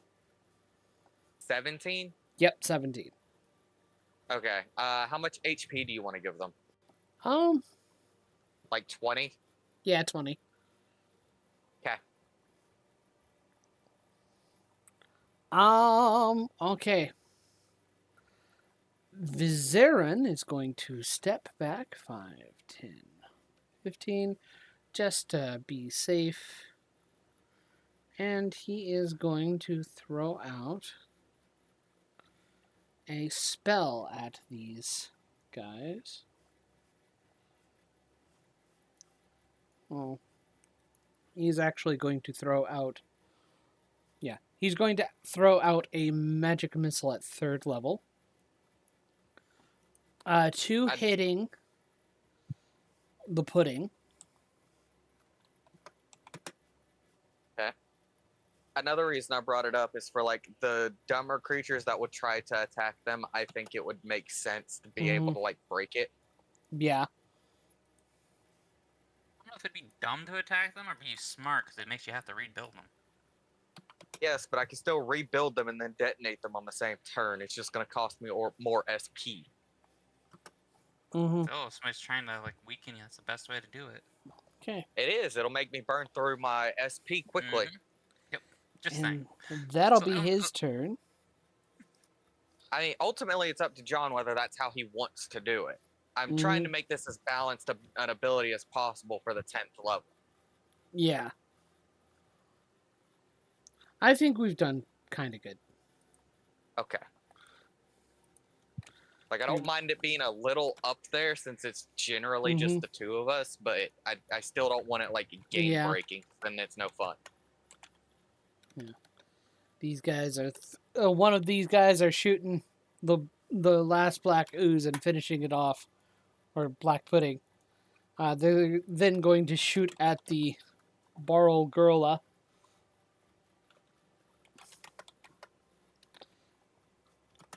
They don't do much, but they do something.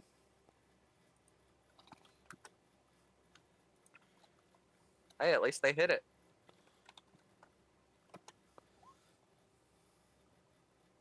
Jeez.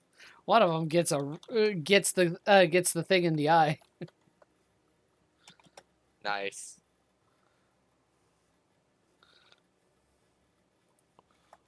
Really hurts it. And now it's Ecos's turn. And Ecos is going to... Let's see here. Move up.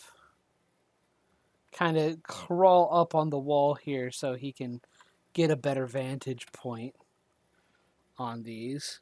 Making sure that the goblins are the farthest away they can be from the Borislav. Fair enough. And you see as lightning begins to arc and he snaps his mouth a bit, he then lets out a blast of arcing lightning out.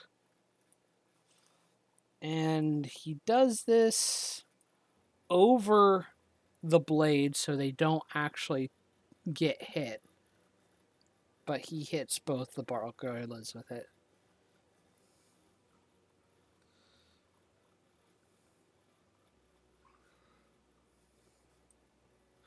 And for a moment, the dim light becomes bright and almost blinding in the Underdark as he does this.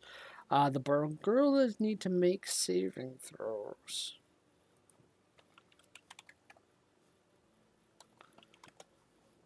Both need to do dexterity. First one succeeds, second one fails. And that's not going to matter as much since, well, it will matter a bit. They are resistant to lightning, but he does...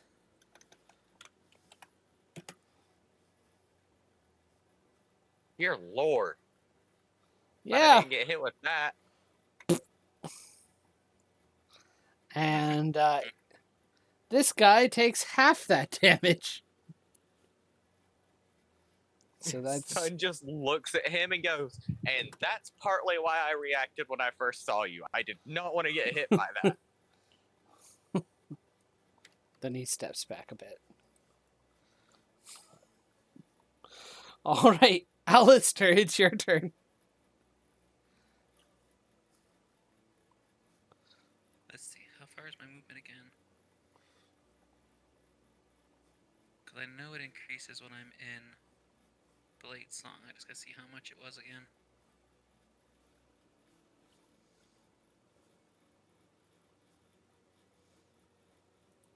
Da-da-da.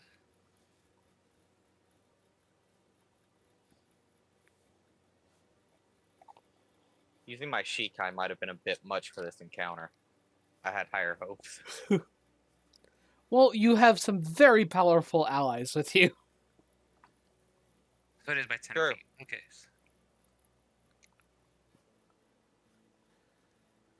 So I can go 40. And then bunny hop just to get closer. Mm-hmm. So that I can go on the offensive. Yeah. Let's go with a slashy slash. Let's see. That is an 18 to hit. Alrighty, an 18 does hit. You're gonna feel some. You're gonna feel a slight pinch.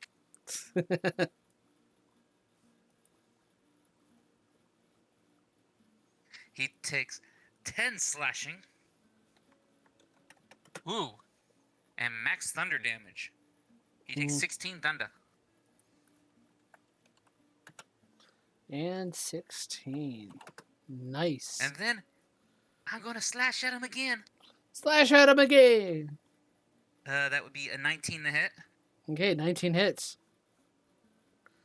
And that is full damage. So it's 8, 9, 10, 11, 12, 13. 13 points of damage. Mm-hmm. Nice. And let's go with the Looking crab. pretty hurt. Go, crabby. Snippy Fucking crab. snips it. Aw, no. He misses. Sad. Aww. I was hoping he'd grab him by the nose and just disconnect that little piece that hooks the noses together, the nostrils, to be okay. Aww. And then Alistair's just gonna stand there and look up at him like, hi. I put myself in danger. I think Alistair's okay. He's foolish, but he's okay. 25. It is Kenyel's turn. She's going to shoot 3 shots. She can't do much, but she'll do what she can. She hits. And since this thing's immune to poison damage, she only does her crossbow damage. Minimum damage. That literally takes away her sneak attack, basically. She attacks again. Okay, Did she the corpse hits. of this thing disappear, or is it still there? It is dissolving into ichor. And with a second shot, she kills this thing. Nice shot. Ah, thank you. Those are a bit harder for me to deal with. My sword will return to normal as all of the swords turn into shattered pieces and then reform onto the hilt in my hand. Mm-hmm. Looking Fancy like my new normal trick. bastard sword. Why do you think it's a new trick? It's like sheath it. You've never used it before. True, but I figured that was going to get a lot rougher than it did. I didn't account for all the extra help we had this time. Yes, well, be cautious. We are very close to the Wormwrithings. I have no idea what that means, but alright. It is purple worm territory. Oh, yes, the thing we need to be wary of. Yes.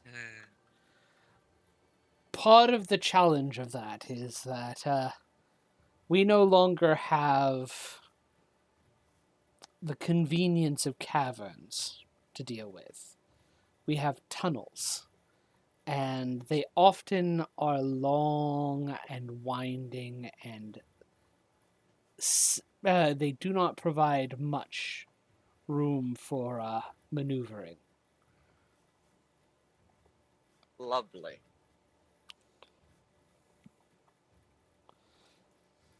So, We best be careful then. mm-hmm. We'll get moving. And you do. The next day, as you begin to enter the Wormwrithings, the geography does change a bit. The caverns around you go from rough, open tunnels and cavern systems to where it's just kind of like it thins and thickens and it narrows and widens at random uneven intervals, and it goes the elevation pitches up and down regularly to and you turn into to a single 10-foot wide circular tunnel that is smooth on all sides and perfectly circular. It does wind a bit, but slowly winds back and forth, maybe up and down, and it's miles, at the most 6 miles before you reach an intersection. Damn. The next day is peaceful, but the day after, you come across. You are traveling. Let me see here, and I'm going to need to put you all into here.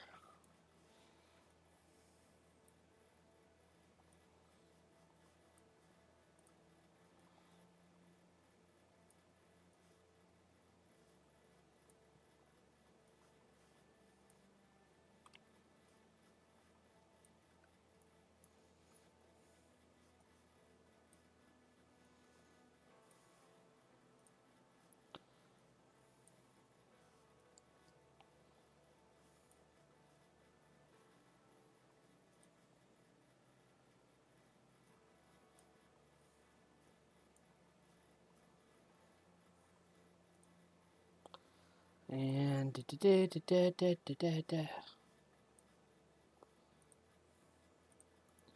let me put him back at the bottom of the layer.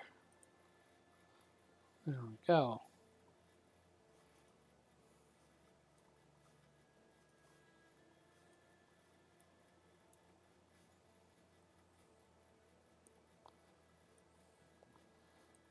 Okay, I need you guys to just give me kind of an order of where you would be in this tunnel.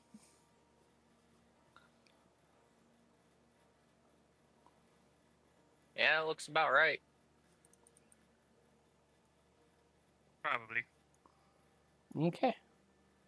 I don't know why Vizeran and Cleve would be up ahead of us, but that's on them. Leading the way. Vizeran is technically leading the way. Oh. He knows the way to his home and to where the purple nest is. The purple worm nest is. Fair enough. So, 1, 2. And this is like the next day, you said? Yes. Yep. Okay, I need to make sure just for the fact of spell slots. I get my SP back.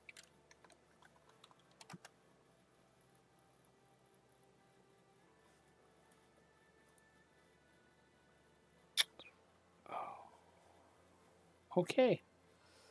So you are traveling.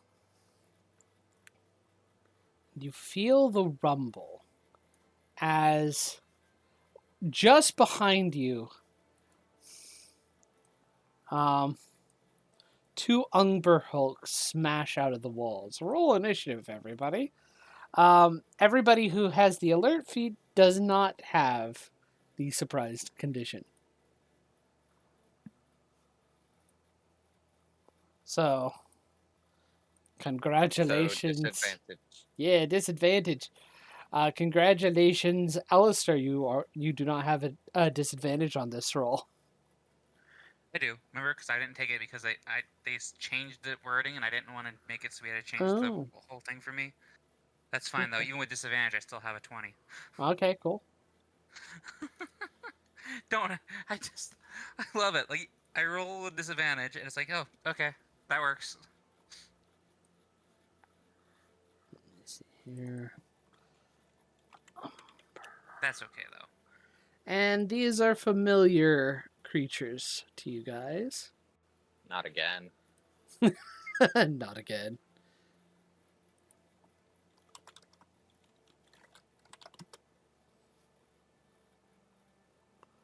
Oh, Alistair, we're gonna have to roll these. Oh, cool. Roll 1d6 on the game. Beat a 6. Ah! If you meet You it, can't. they have to roll again.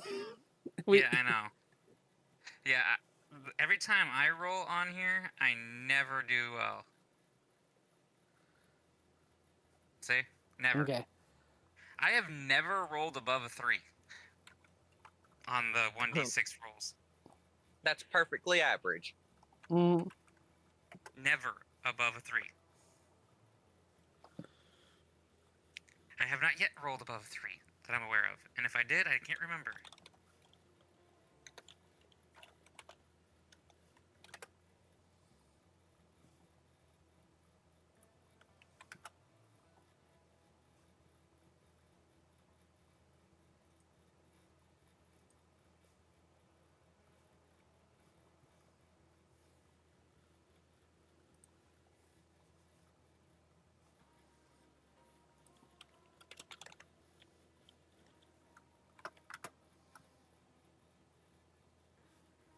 that's actually supposed to be a 6 because he had disadvantage, not advantage.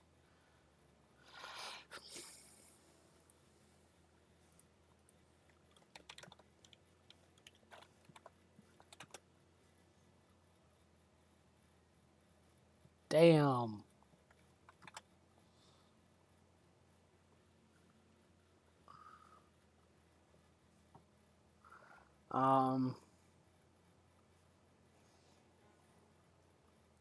Okay, cool.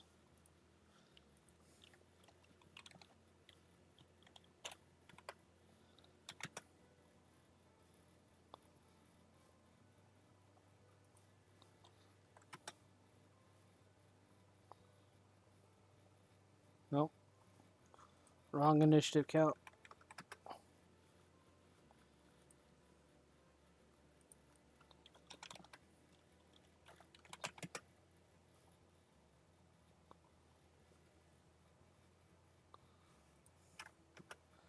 Cool. Cleve actually goes first. As things break out, let's see here. He is going to step back and hold his action.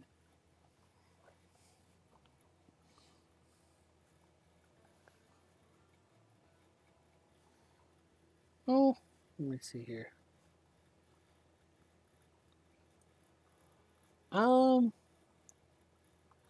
He will. No, he won't. He won't hold his action. Seeing these things break out, he's going to try and 10, 15, 20,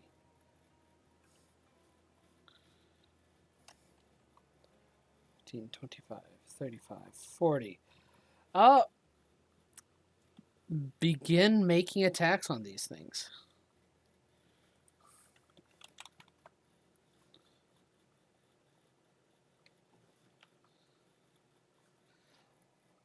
And you watch as he sees these things, he closes his eyes and begins attacking. And does not seem affected by the blindness.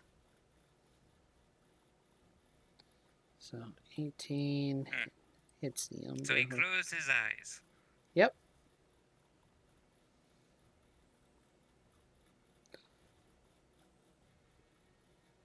That just hits. So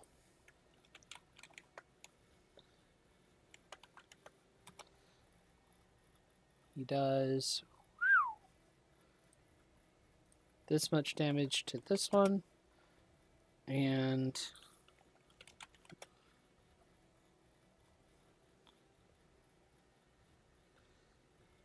can an umber hook? The umber hook is poisoned. It kind of coughs up a little bit as he strikes this thing. Some kind of sickness entering this thing's form. And he will make a strike against the other one.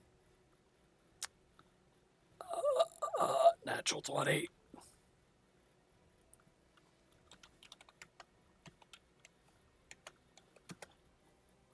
Apparently, Cleve is not having their shit today. Yeah, apparently.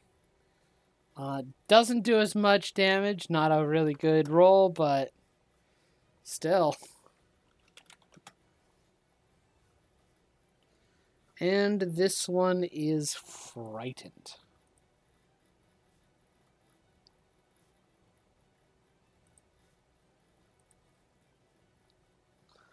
All right. It's these guys' turn. They're attacking goblins. Because of the poison condition, and because of the frightened condition, they both have disadvantage. I'm checking my spells to see if there's anything I can do to stop this. So they're frightened. One's frightened, one's poisoned. They still get... I don't have anything I can do to stop this because they didn't have to move. Yep. And they do manage to attack one of the goblins.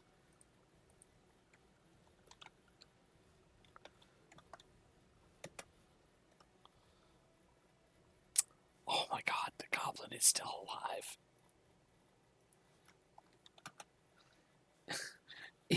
It gets rent.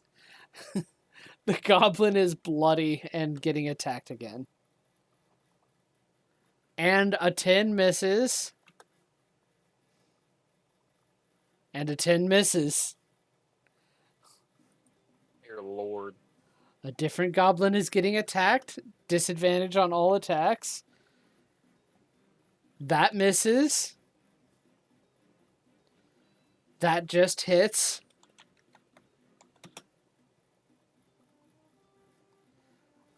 And one of the goblin dies.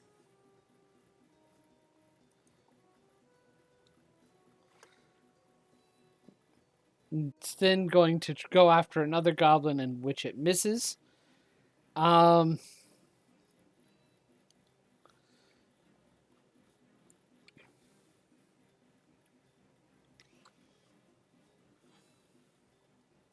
And this one is going to use its cone ability. It's confusing gaze as a bonus action.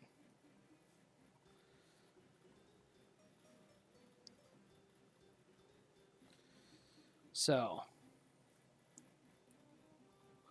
actually, snap to corner.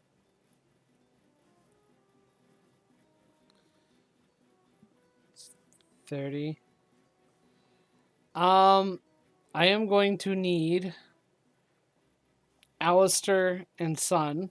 I need you guys to make wisdom saving throws. Wisdom? Yeah. Vizarin and Ikos also needs to make these. 10. 19. Brilliant. Okay. Nice. Alistair, you succeed. Son, you fail. You don't say.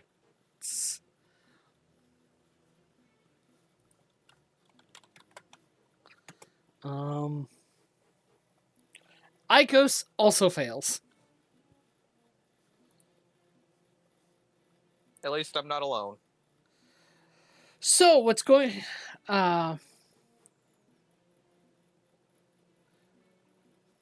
So neither you nor Son, you and Ikos can't use reactions until the start of the Umber Hulk's next turn, and roll a d8 for me, and I'll roll a d8 for Ikos. 2. 2. You're going 2. to do nothing next turn. Fair enough. Ikos also does nothing next turn. Alistair, it's your turn. Blade Song. You notice Sun and Ikos have the same look on their face. Just kind of like, yeah, the one that I'm like, what? mhm. Yep. I just hear like the Home Improvement. Huh? Yeah. Does a 21 hit? 21 will definitely hit. Oh, good. This guy's about to feel the wrath.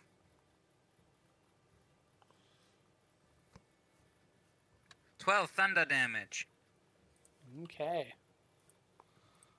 and 13 slashing. Okay. But we ain't done. Yeah. 18 to hit. 18 just hits. 5. 10 more slashing damage. 10 more slashing And then, let's go, Jasper. You can do it. pocket crab. Those poor And- goblins are gonna die. Wow. He just hits. Full damage. Come on, please. Ah, sad face. 4 points of damage. Okay. It's not much, but it's something. It's like, At least now I am blocking one of the goblins. Mm-hmm. Yeah. And I'm gonna say, y'all better run! Disengage! Run! Yeah. Kinyel is going to start attacking. She is not happy to be in the middle of this. At least she wasn't hit. Yeah. So she is going to attack the weakest looking one first. Missing it on the first strike.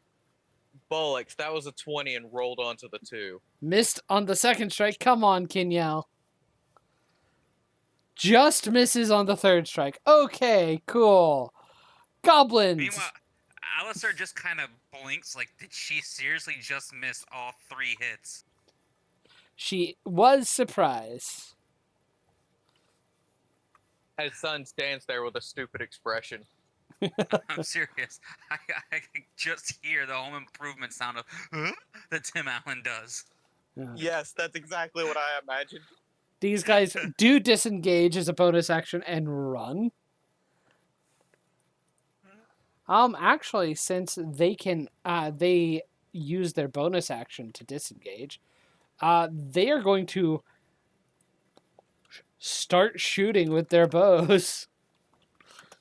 You killed our friend! Hiya! Miss. Of course. Miss. They can't do much, but they're trying. At least they ran away finally. Yeah.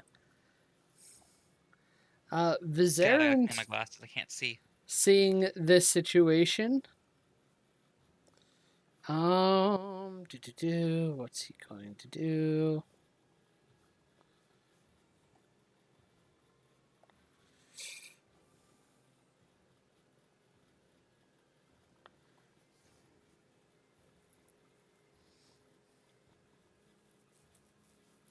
Hmm.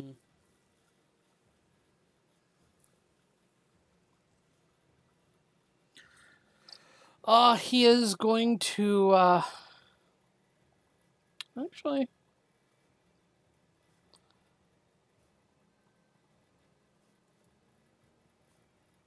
he steps forward 5 feet and teleports here and is going to reach his hand up to the weakest looking one of these guys, and lightning arcs from his fingers onto this thing.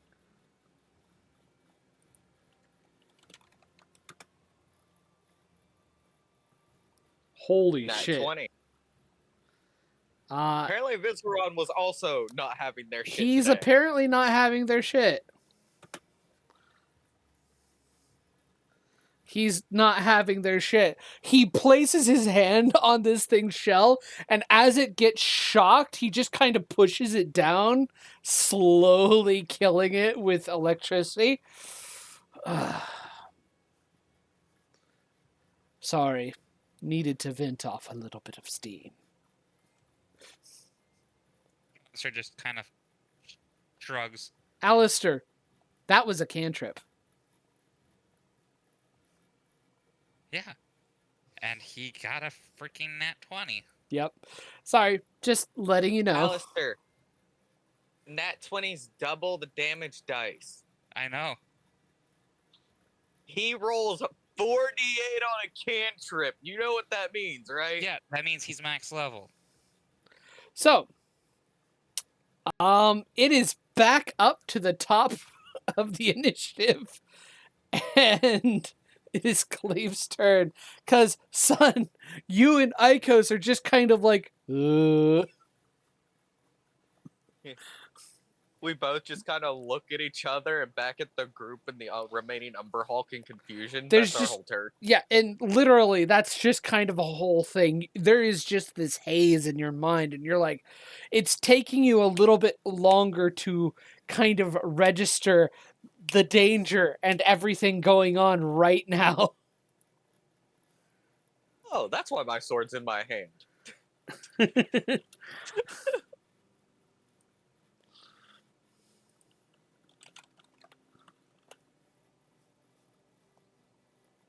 Oh, wait. Clev is turning his blade on. Yeah?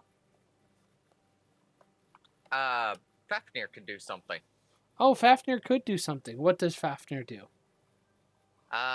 Let's see. What is the 10 foot? I don't think there's any way he could position where he wouldn't hurt someone with that one. Oh, So, son, also, rollies for you and Ikos. I don't care who goes first. Let me roll that real quick. D6. Another D6. God damn it, John. Okay. There. The order remains the same. Just needed to make sure. He's gonna move down, land on Kenyel's shoulder, and blast this thing with water. I need a deck save.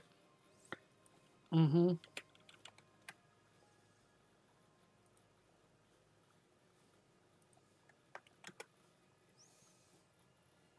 Damn it. It only has a +1. There was a high chance it was gonna fail that. Yeah. So nothing happens. It tried. He tried. Muhahaha. Alright, yeah, that's all I can do that turn. Okay. Kiev made his first strike and dealt 26 damage. He's going to make a second strike. And miss. And that's all he's going to do.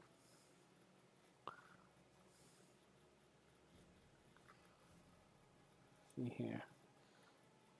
This thing is going to switch targets. So 1, 2, 3, 4, 5.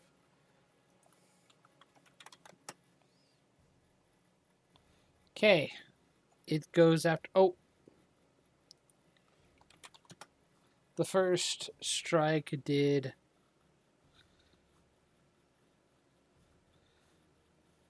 the poison condition again. It's really important I remember to roll the d4 on this one because that actually will affect what could happen. So the Umber Hulk is going after Cleave.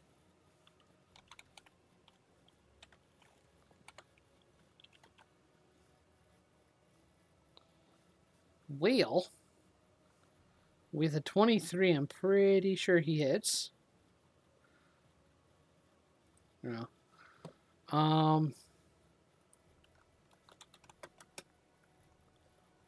Simple slash for 11.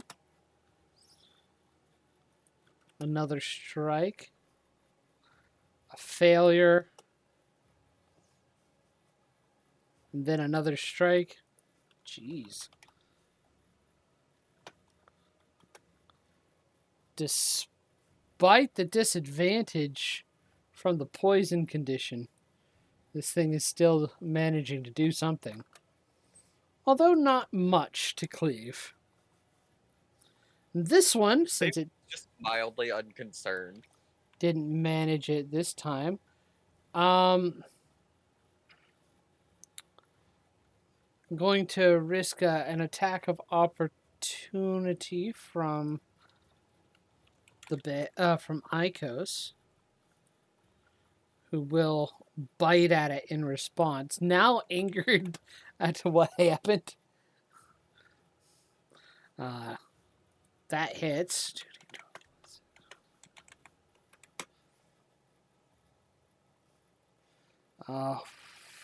Oof.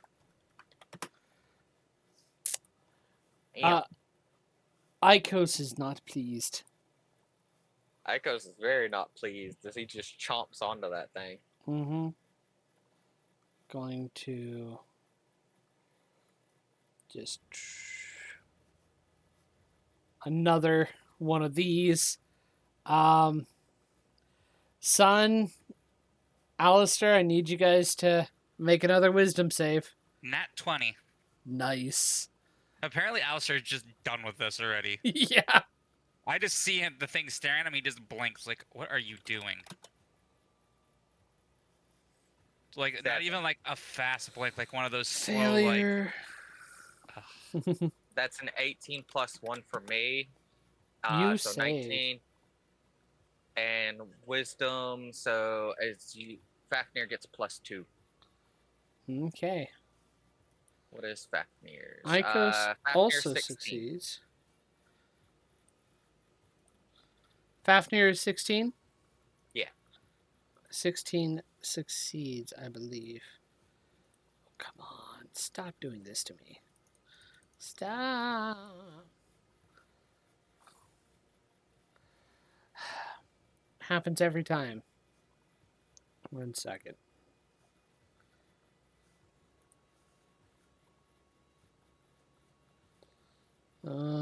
Da.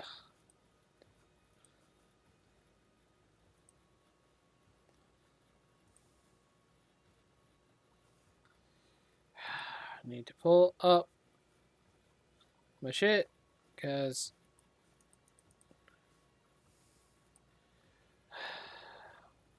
super annoying.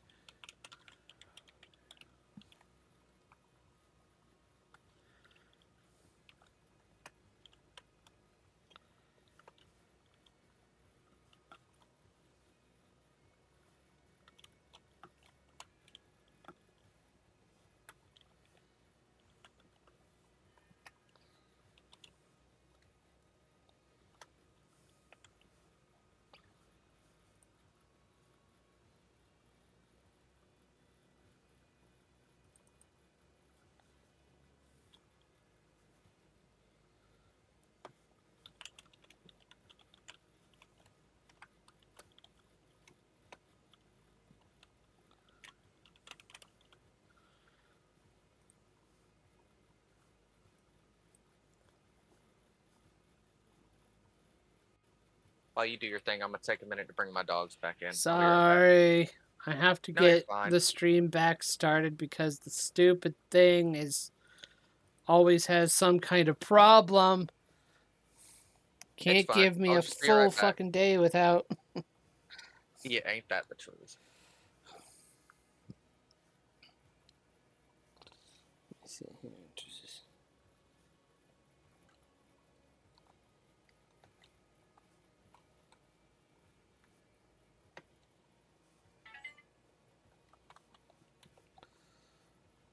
There we go.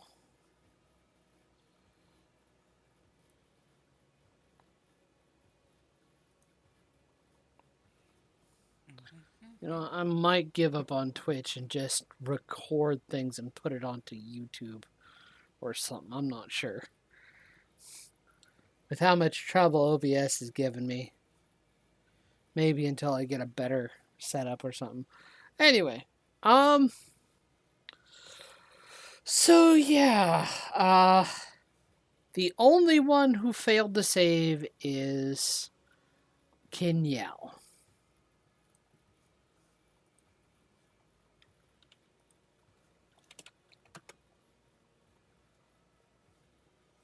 And she will do nothing. So, Alistair, it is your turn. Okay. Do. Since I don't exactly know how much HP he has. You do know he does look a bit hurt. The shell is cracked and there's blood and ichor coming out of where the places that he's been slashed and stabbed by Cleave's blade. That bite I'm just also gonna make did him a do a number. saving throw. What kind of save? He needs to do a Constitution saving throw. Okay.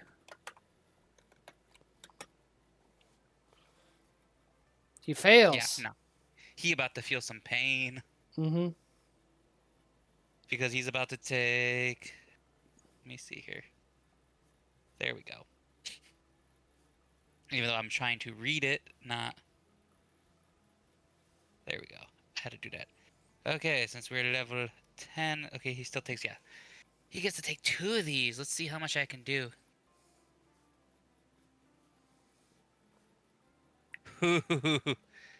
He takes 22 poison damage. Jeez. What kind... I rolled high. What spell did you use? Poison spray. It's 1d12, but since I'm level 10, I get... yeah, it's level 10. It's 2d12s. That's fair. That is fair. So basically, Alistair just reaches up towards his... Yeah. Like, he walks slowly up to him and just stabs his sword into the ground and just reaches up with his hand and...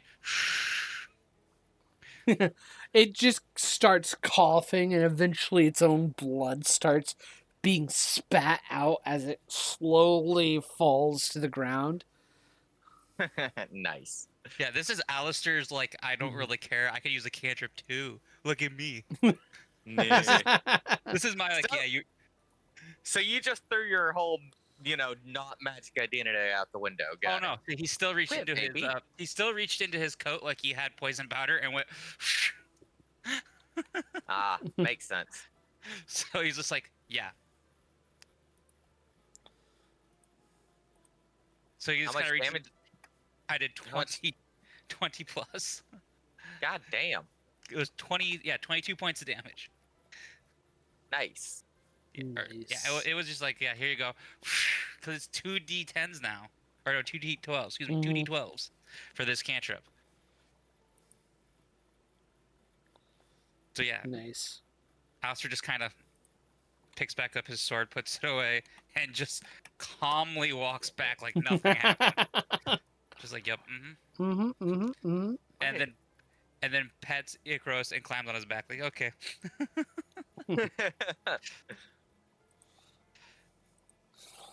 Well, that was certainly eventful. Yes, it was. Apologies for your friends. Or your friend. Yeah, the other two are still alive. If one is badly hurt. They Yeah. are both kind of shaking and oh. but they're able to push on and such.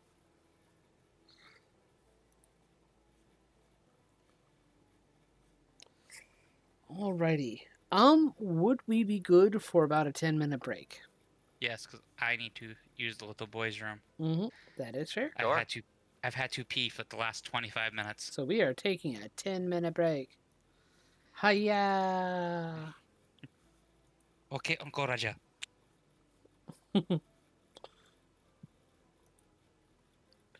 But yes, that was Alistair's like, heh, oh wow, you zapped somebody. I'm just gonna drop them Yeah. without having to touch them. Like no touch, just poof. And then Brilliant. walk away. Mm-hmm. We will be back in about 10 minutes. And I'm going Okay. to restart the stream I because shall return. apparently I had not done that yet. Alrighty. I hate technical difficulties.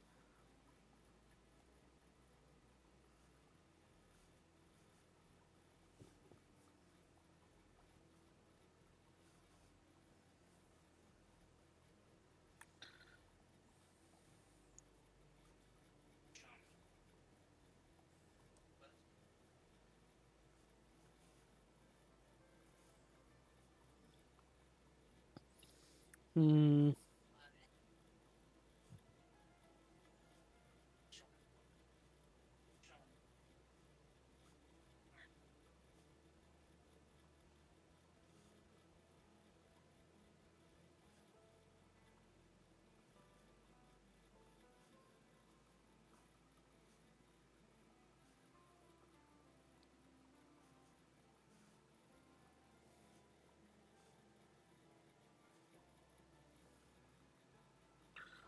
You know, I might have an idea for something to do to make things easier.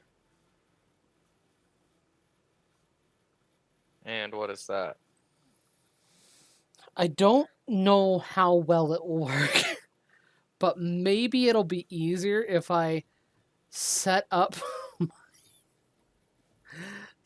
my laptop to basically take in and be a part of like the call and everything, and just do the stream and the recordings from my laptop, but play the game through my main computer so that I can like have the processing requirement my computer needs to go through. Because I have a feeling that part of the reason why OBS keeps fucking up on me is just the simple fact of, oh, we're just gonna, we're doing so many things at once.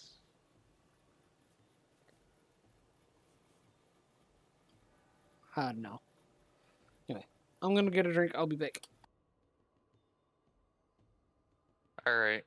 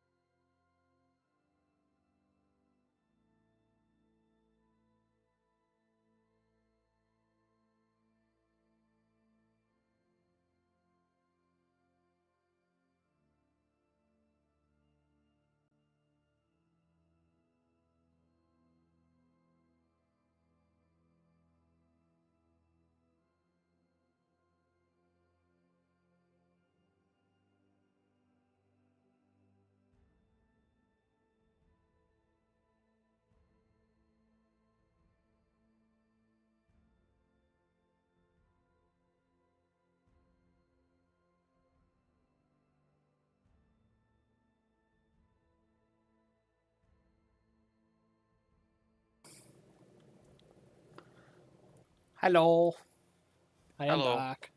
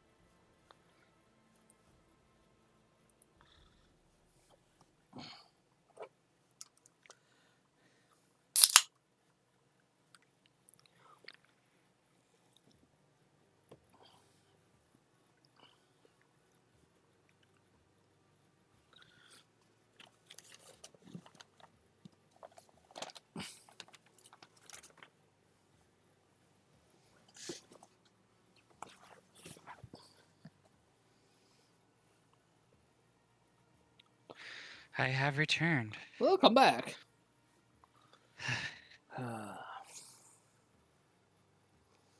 Yes. The funny thing is, I wrote something Mm-hmm. for my campaign Yeah. that actually uses one of the monsters we used tonight. Oh, that's fun. Yes.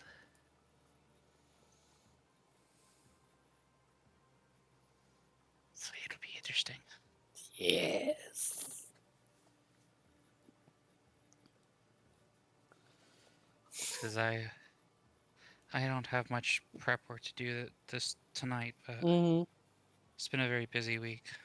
Thankfully, I really don't have much prep work to do for tomorrow. I don't expect the party tomorrow to get through the 4th level of the dungeon. And even if we weren't doing the Mad Mage's dungeon tomorrow, if Matt joins, Shenanigans to be had. shenanigans to be had. There are still too many See, things that the players are go. that you guys are trying to do on the 4th level right now that and you haven't even gotten close to actually getting the getting to the end of the 4th level. So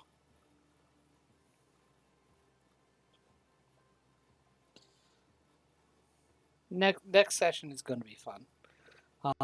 For tomorrow's session is going to be interesting.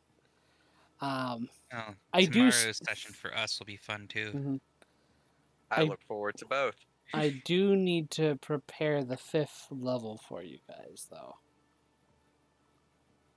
Just ahead of time to be sure.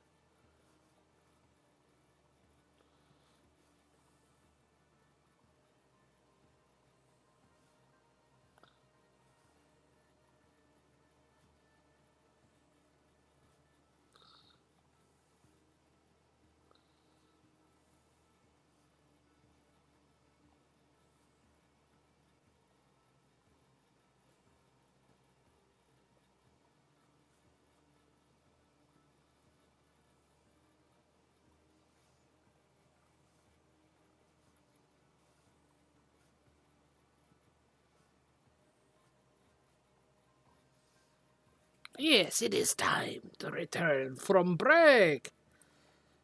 Yes. For any of you watching back at home, we finished the fight and now are continuing onwards. The rest of the day comes to an end, and you find your rest at a kind of a junction point between a couple of tunnels. A rare set of tunnels that are all connected. A set of 3 tunnels that are kind of intersecting each other. So, first of all, where do you take your rest?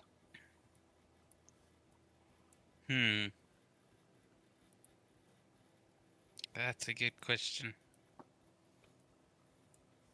Indeed it is.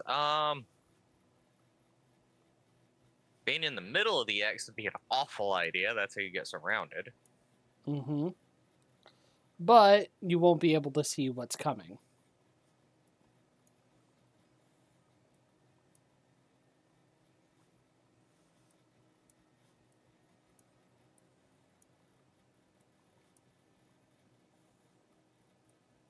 What do you think, Alistair? Considering where we are, I guess the best course of action would be to look a little bit around before we decide. Mm-hmm. Fair enough. As you begin to look around, you start hearing the sounds of voices. They're all loud and raucous, and they seem to be angrily arguing with each other. I would like to go stealth. Make a stealth check. I'd like to make a perception check to hear what they're arguing about. Yeah. What is my perception? +5. Let's see. Stealth is plus what? +9. Holy crap. So 15 plus 9. 15 plus 14 9? total. For So my that's perception. 24. Mm-hmm. 24 for my stealth. Nice. And I'm going to sneak closer to the voices and try to hear what's going You on. shade away. Does anybody understand giant?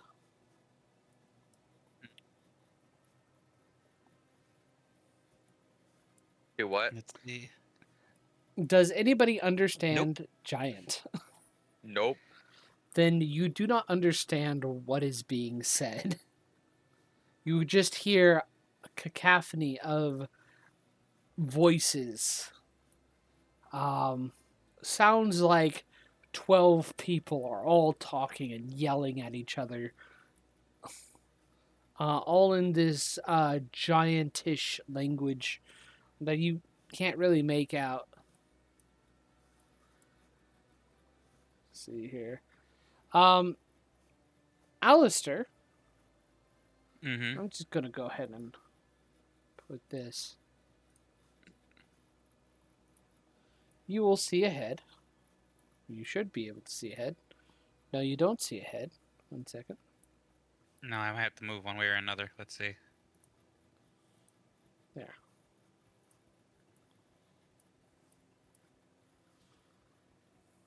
Ah, yes. Now I see him. Yes. You see this like large humanoid body. There are 2 heads, both yelling at each other as and kind of one turning back as they seem to be leading a troop. Hmm.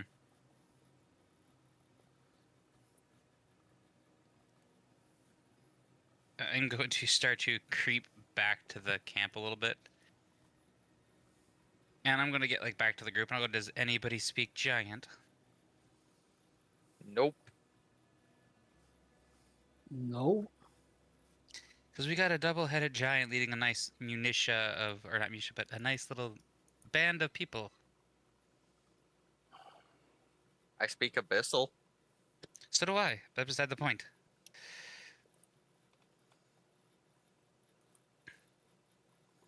Well, we likely want to avoid them. The real question is, which way to your place?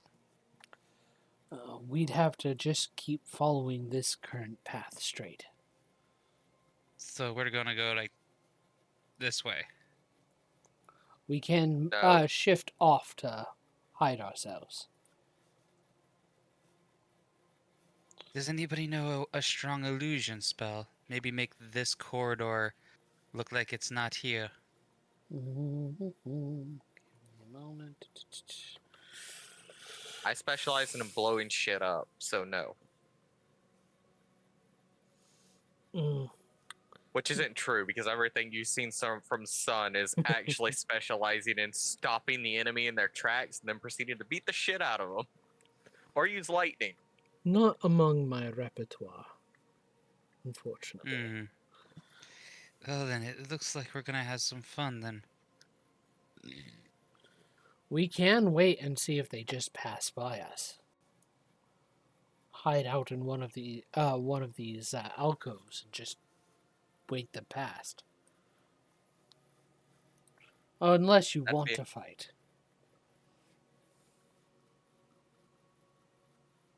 Well, considering we have a few small people in our party, I don't know if a fight is a good idea in cramped corridors either. Yeah, one of them's already sporting new scars. Let's try to avoid another At the same unnecessary time, fight. Mm-hmm. I would if like we have to fight, then we have to. I would like you all to make group stealth check then. I will, of course, be putting Dawn away for the stealth. Mm-hmm. So, 26 this time.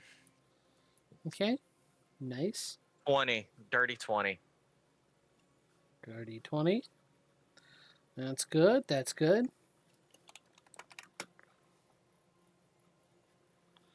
Cool.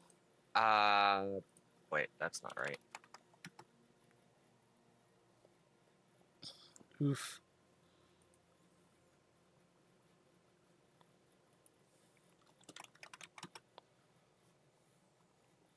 Okay. And 21 for Fafnir. Okay. Fafnir is a sneaky Drake. Mine just hides in my pocket, so Fafnir is a little too big for that.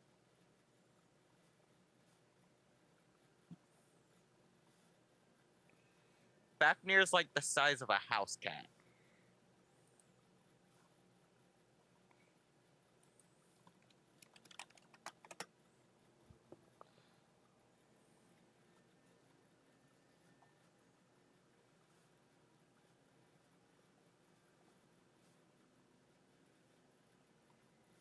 Okay. Let's double check what these guys' perceptions are. Okay. But in the darkness, they have disadvantage. So,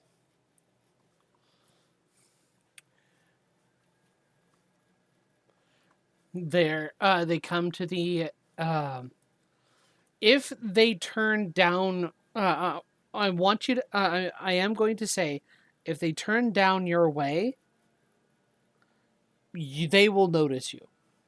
But otherwise, they're going to pass by undetected. So, 2, 4, 6. Let's roll a d6 to see where they go. Okay. They continue straight.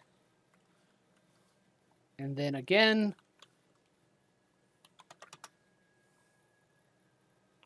And they continue straight and pass by. You just watch as they continue. And you can have a rest in peace. Excellent.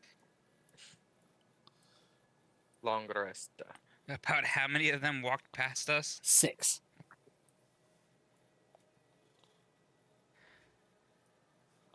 Maybe you could have taken them, but it would have been Not an quite. interesting fight.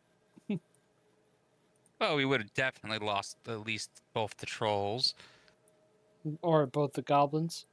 Yeah, both the goblins would have died, and maybe our ride. Well, I know about Nah, I think Ecos. Ecos seems to be pretty beefy and strong. Yeah, but 6 giants? Yeah, John probably shouldn't have let me tame Ecos. Let's be realistic here. Technically, I don't think he's tamed, but He's technically No. not tamed. He is convinced to join you for food. Yeah, basically, Sun was like, let's be friends. I'll give you food. And it was like, you're literally riding on me. Stop that. Until I convinced it was a good idea. Yeah.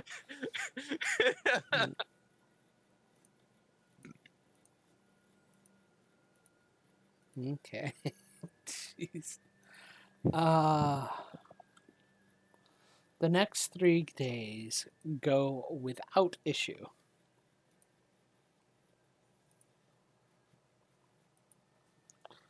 Let's see here. Until one day as you're traveling. Oh, Lord.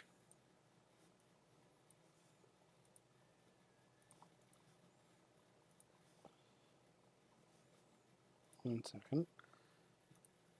You come across a skittering mass of green skin and distended limbs.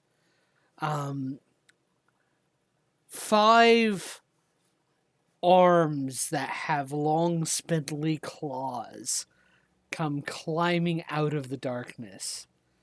Roll the initiative. What the fuck? Alistair, what is that? for me, that is a 15. 23 Mhm. for initiative. Can I roll history to see if I recognize what kind of demon that is? Yeah.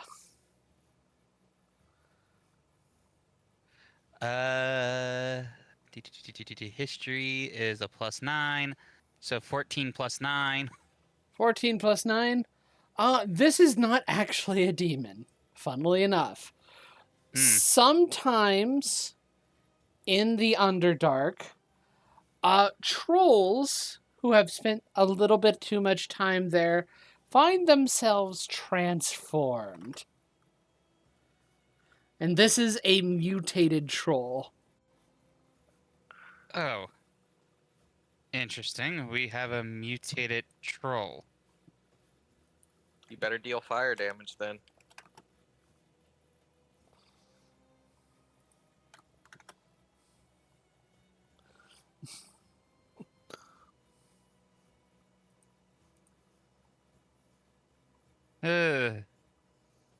Lovely.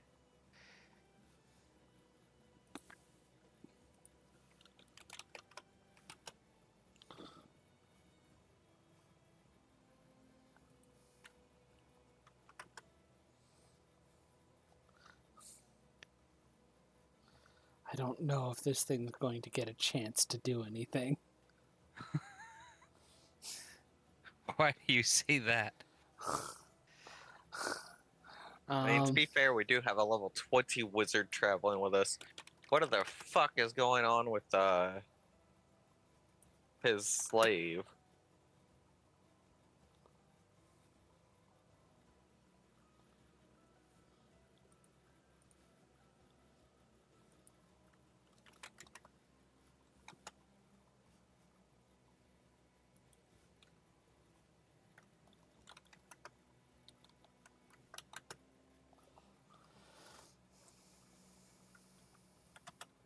Okay.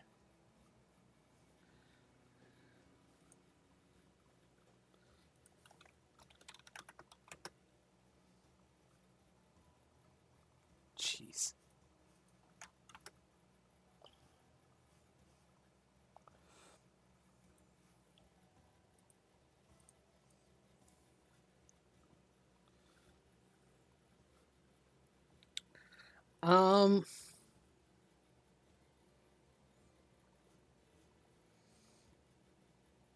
Okay.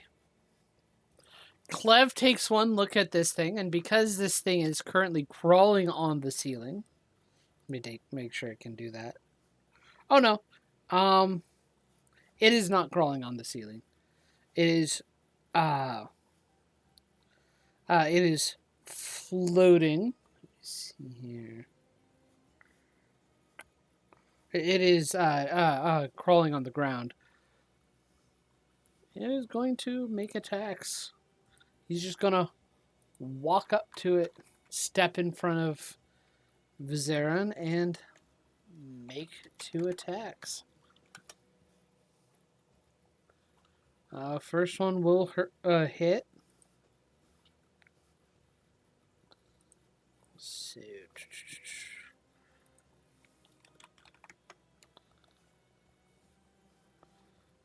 let's double check the troll mutates abilities. There we go. So.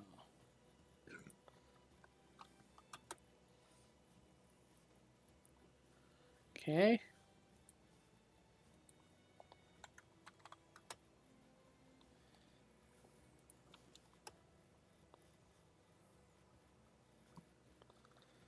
Hits again.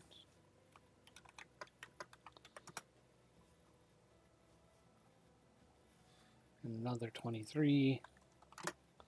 So, 2d4. Both attacks. Okay. You watch as the first strike seems to hit a nerve or something, and this thing kind of begins to stagger. And also, let me double check. Can it be poisoned? It can be poisoned. Seems to also grow a little bit sickly. And that is his turn. Alistair, it's your go. Well, since he's not looking too great, he's going to walk up and go for an attack. Mm-hmm. Of course, always activate Blade Song just because. Mm-hmm. 23 to hit. 23 does hit. I was gonna say, I don't know very many creatures that has that high of a. Not too many creatures. Alright, he's going to take 11 slashing Mm-hmm. and 14 thunder. Mm-hmm. Okay. And Alistair's still going to go on the. Actually, yeah, going to continue to go on the offensive. He's going to slash again. That is a 17 to hit. Okay, 17 does hit.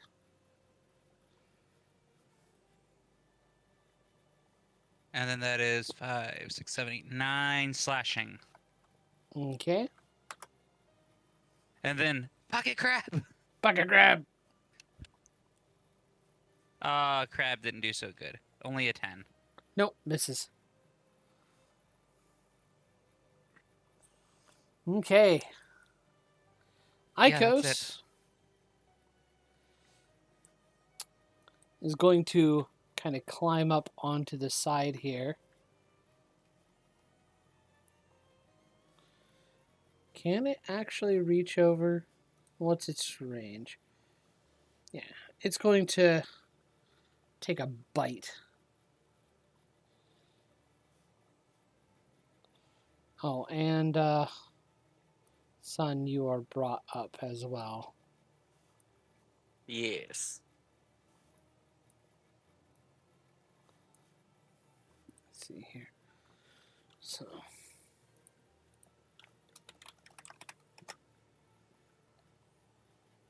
he hits.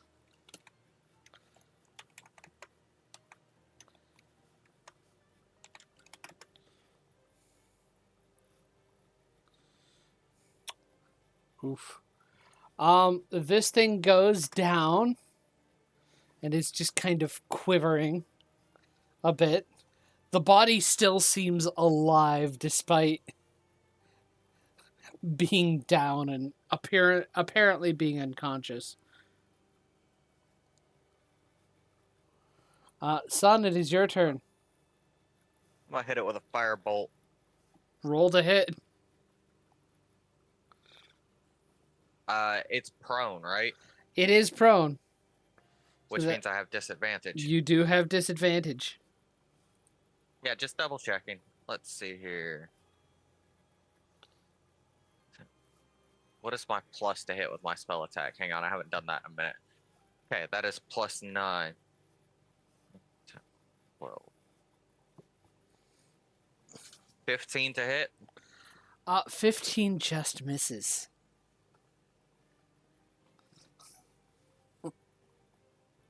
So you go slightly off target and hit the rock beside this thing. Is that your turn?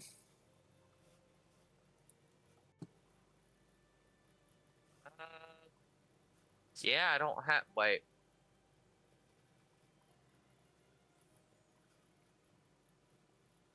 Do I Know what I have forgot to do?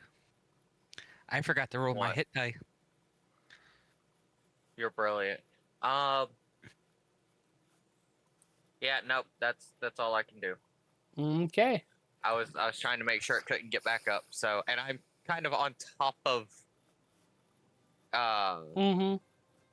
Yeah. Kind of on top of Ecos on the wall, so I can't exactly hop down. Well, I Yeah. could, but I'm not gonna. Kenyell's not going to do anything because there's not really much she can do. So this thing gets back up, but it is incapacitated. So, Weird. because of Cleave's attack, Oh, so it's still incapacitated. until the start of his next turn.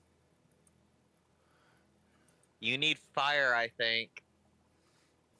Yeah. The goblins don't do anything because they don't think they can do anything about that. And Vizarov is going to throw a firebolt. I think it's still prone. Well, no, it can. It got. No, it wouldn't have gotten up. It would have remained prone. Yeah, because it didn't have its next turn, did it? Yeah. Because it'd have to use its turn to get up. Yeah. So it's still prone. Even with disadvantage, he still hits. And with a firebolt, he kills this thing. All in all, well done.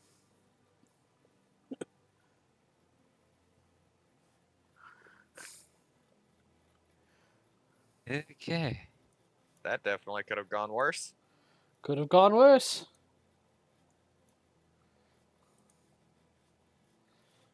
I'm just gonna keep my wits about me because that seemed a little too inconspicuous just to have a 1. Uh-huh. So I'm gonna keep an eye out. Okay.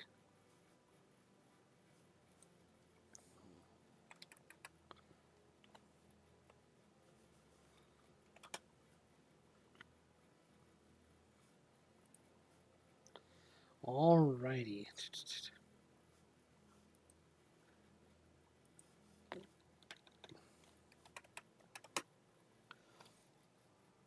Okay. Whale. Let me double check your encounters. Ah, yes. Okay. The next full day is free. And as you are traveling on the day after your full day without repercussions, well, without any problems, you be one of the days you are traveling, you begin to hear a rumbling approaching, as ahead of you, a purple worm starts moving. Oh no. I knew that thing would show. Roll initiative and decide what you're going to do. Vizarin quickly states, "Fight or flee, your decision. But we're going to have to take a big run if we're fleeing." Isn't that thing blocking our path? Yes, it is fully blocking your path. And we have to get around it to get to his place? You either have to get around it or find another path. Vizarin Ugh. seems to have the confidence to be able to re-navigate if needed, but you guys will have to backtrack. Well, son, what do you think? Well, that thing looks pretty dangerous. Well, it is a worm. It is a purple worm. Okay, so I don't know much about purple worms. I just know they're big and they're dangerous, and Sun knows even less than that. It just looks big and dangerous. I don't feel like getting swallowed whole and needing a new gig eye, so I say we leave. Okay. You all run. Thankfully, most of you can kind of hoof it. Yeah, I'm going to hop off of Ecos, make Kenyelle get on Ecos so that she has more movement speed, and I'm going to use Mhm. Reaper Sprint and just blast by all of them. So, what does Reaper Sprint do and how long does it last? Okay, so I can use it at every turn as an action, I believe, for 7 points. And let me Reaper Sprint. Let me find it real quick. You're lucky.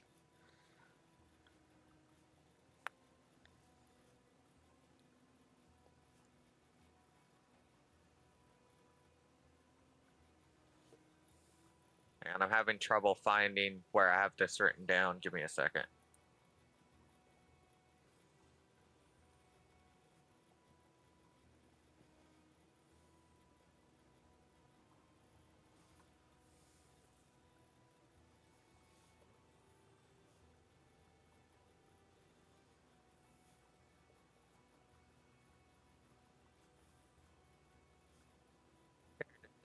For 7 ratio points as an action, you may push yourself to perform a Reaper Sprint, moving up to 3 times your movement speed, and until the end of your next turn, if a feature causes you to make a dex save throw to take half damage on a success, you instead take half damage on a failure and no damage on a success. Okay. It triples my movement speed. Okay. For one time. For that action, yes. For one action. Yeah. And you have 45 points. How much does it cost? 7 points a turn to use it. 7 points a turn. Okay, let me double check something. I have to do quick maths.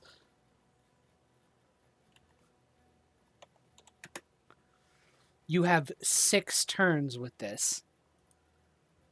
The next intersection is a mile away. Okay, so good news is that cost me 42 points in total then. Yeah. But I can absolutely do that. But that does make your speed 90, which more than Oh no, my movement speed is 35 baseline. oh, your movement speed is 35? Oh. Yes, as part of the path I chose, it's 35. I So triple that. it's 105 then. Yes. I Which- move 105 feet in 6 seconds. Which more than doubles the purple worms movement.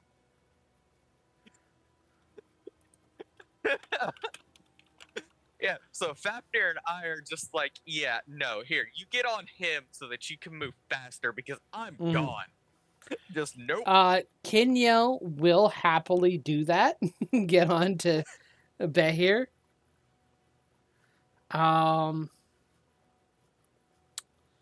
So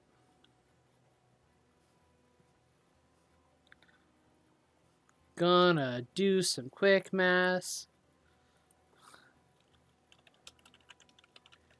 Yeah, that completely spends all of my spiritual points almost, but I moved. Okay.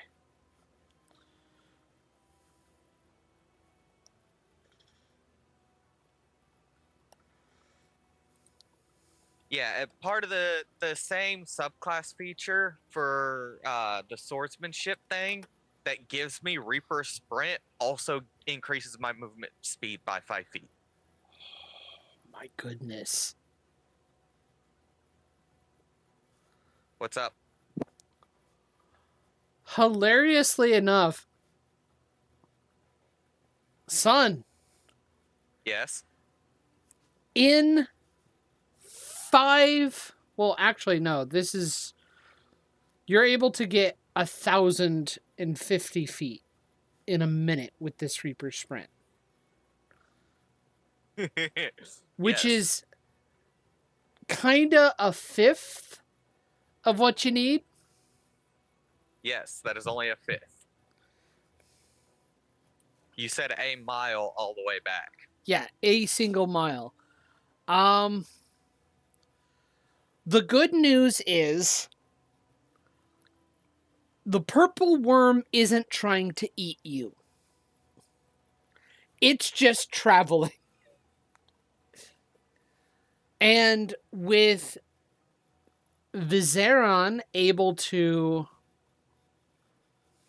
let me see here, able to cast Fly on himself and Clev, and with the rest of your party on Ikos, whose speed is 50 feet, if has a 50-foot base, you guys can actually keep move just as fast, if not a little bit faster, if you book it to the next junction point. Yeah, that's basically what I was hoping for, was manage to get just fast enough that I could get far enough ahead that when my speed did finally slow, I'd be fine. I mean, I can also as a bonus action, and this would be cheeky, and I can only do it once because of how many points this is gonna cost me. Yeah. Where is Flash Step at the 6th level? Quickening moves. For 2 Reishi points, you can instantly move 60 feet. This does not provoke opportunity attacks, and this cannot be used the same round as Ho-Ho, which is the spells. Okay. Oh, no. Never mind. Ho-Ho is the name of the ability that gives me Reaper Sprint, so I cannot use them in the same turn. So once I'm down to the 3 points, I can use 2 of them to basically teleport 60 more feet just to be on the safe side. Yeah. If I want to.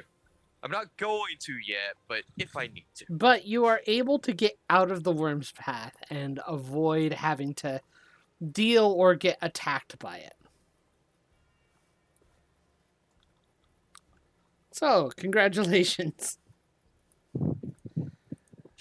Despite with a... Huh? Continue. Despite the heart-pounding encounter with a purple worm, you do have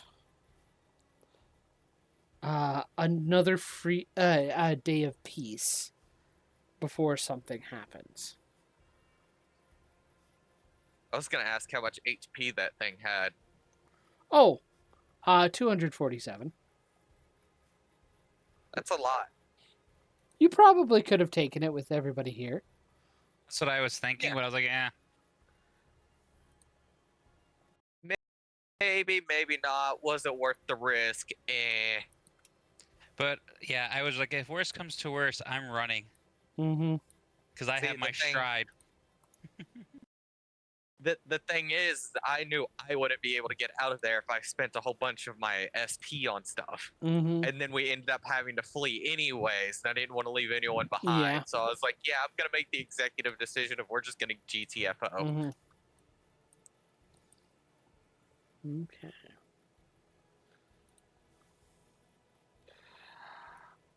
Upon another day of travel. Let's day 108.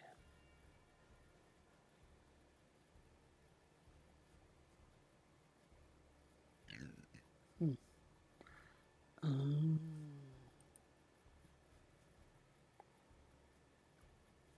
let's day 104 then.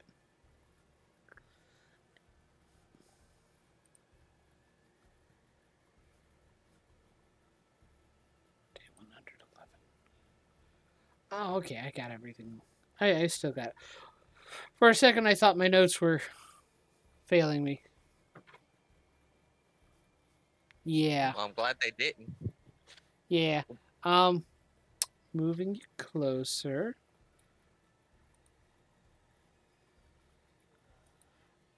The heck is You that? see regular trolls.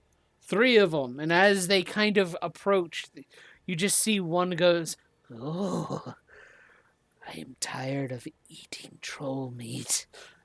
Roll initiative.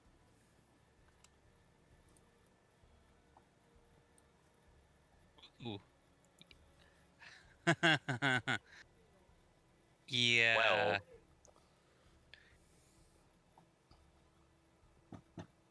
Yeah, I think I'm going first this time. Unless, Mm-hmm. 29. unless someone rolls higher than me, I'm going first.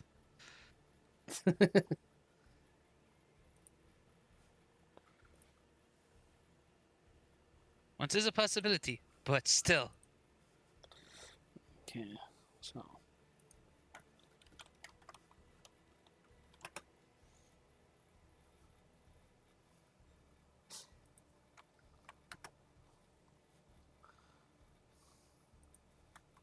Well, that guy rolled a 28. Did they beat you? That means they gotta roll with me. rollies. rollies. Hmm. Beat a 2. Maybe. Wow, that's the first time I've rolled over a 3.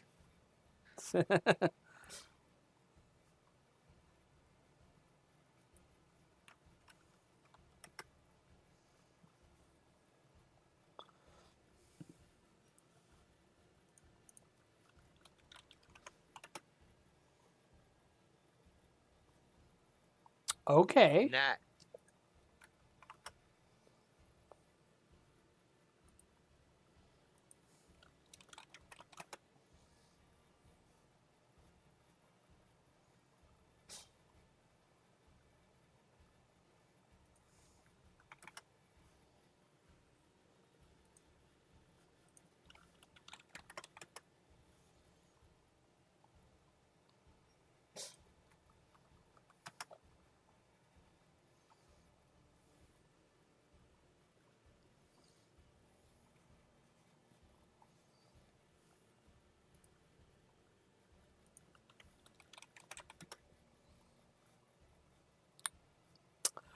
Okay.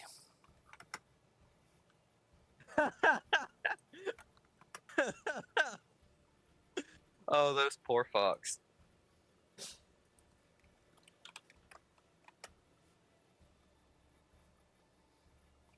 Okay.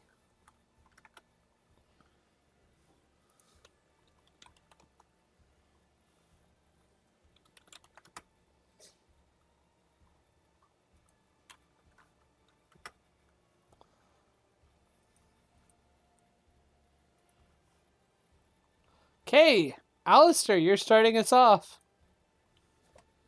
He's gonna go right into Blade Song, of course. Mm-hmm. Hey, come on. I dropped my token, and I can't get it now. There we go. Nope. There we go. All right. All right up on it, and I'm gonna go. Yeah, I'm sorry. You should have stuck to troll meat. Does a 21 hit? 21 does hit.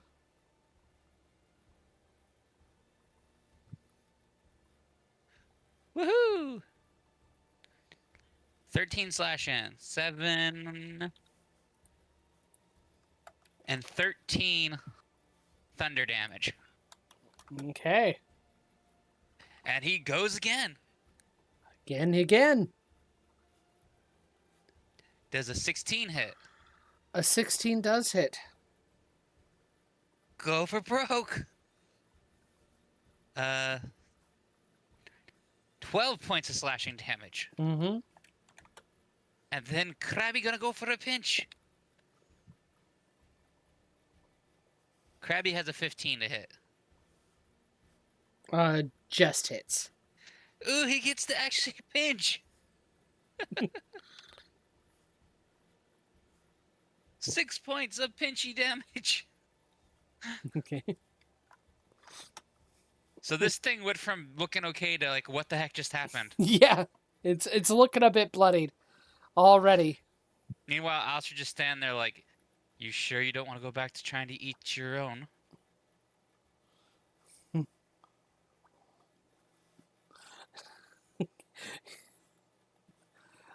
Just calmly standing there, like, just looking at him. Okay, it is Kinel's turn. She is going to 10, 15, 20, 25. Going to take shots at these guys. Miss. Jeez. Hit.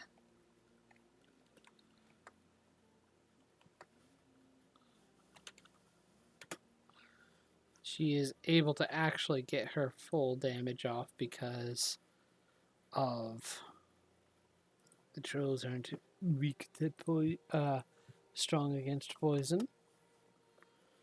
And she strikes it again.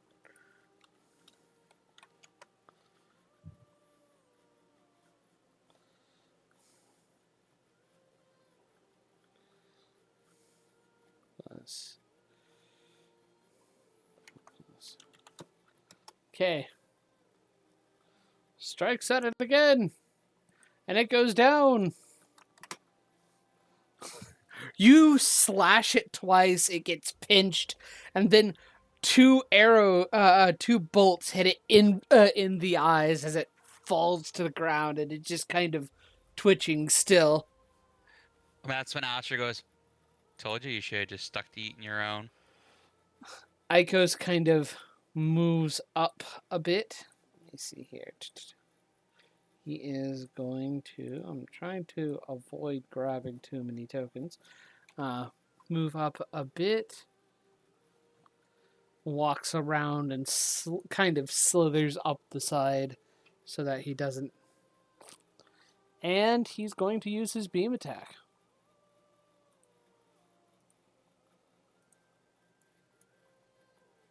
Wah.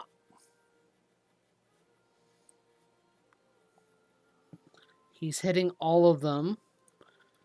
Only two need to make death saves, though. That fails. That fails. Okay.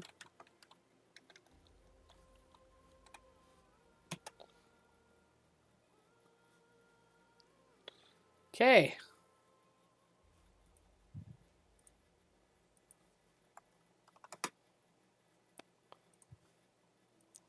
Instantly, these other two go from looking fine to very hurt. And he's going to step back.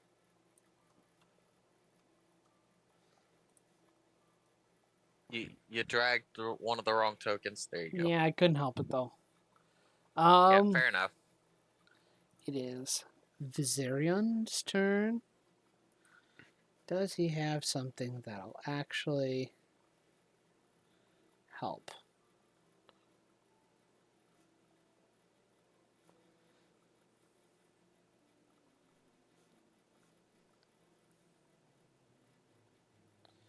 Nope. So he is going to try and firebolt the guy. Yeah. He's going to step up here and firebolt this guy.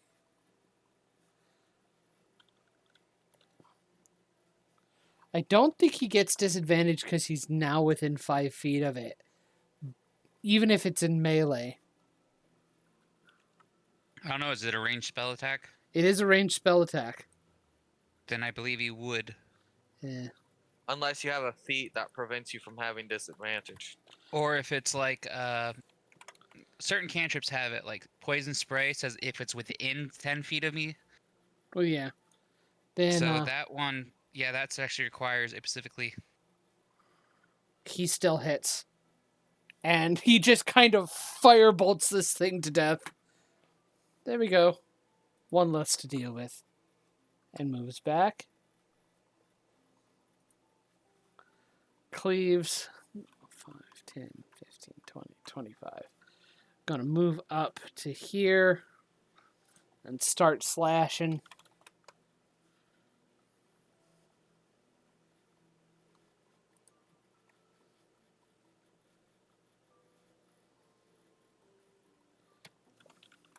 So, first attack, just misses.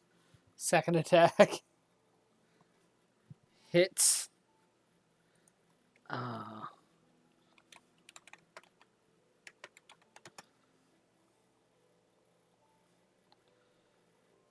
6 plus 5, okay.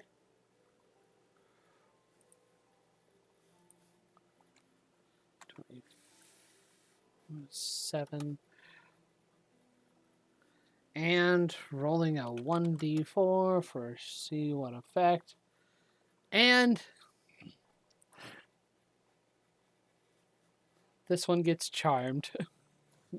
He's like, oh, that ain't so bad. Son, it's your turn. I'm a firebolt the charmed one. Okay, roll to hit. Dirty 20 to hit. Hits. I forgot the damage dice. 2d10. Thank you.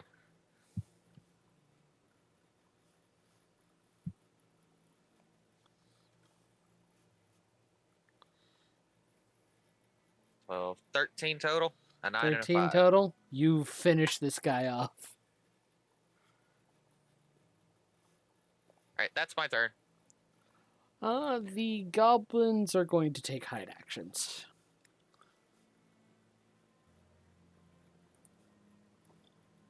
They're going to hide behind this bit here.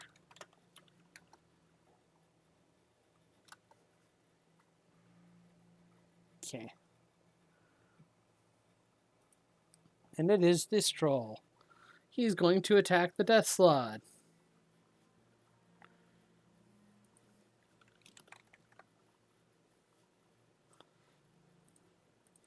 Oh, and he does gain health back.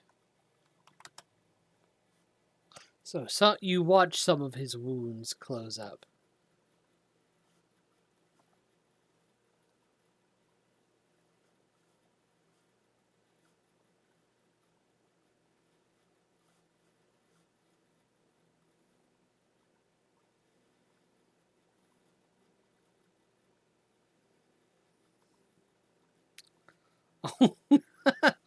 Okay.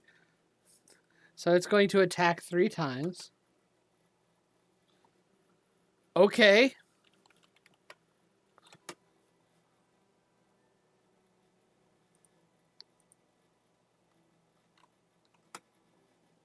So, minus 12.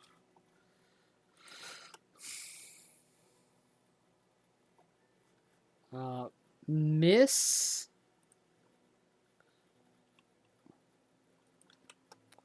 And miss. Oh, no, not a miss. Hits.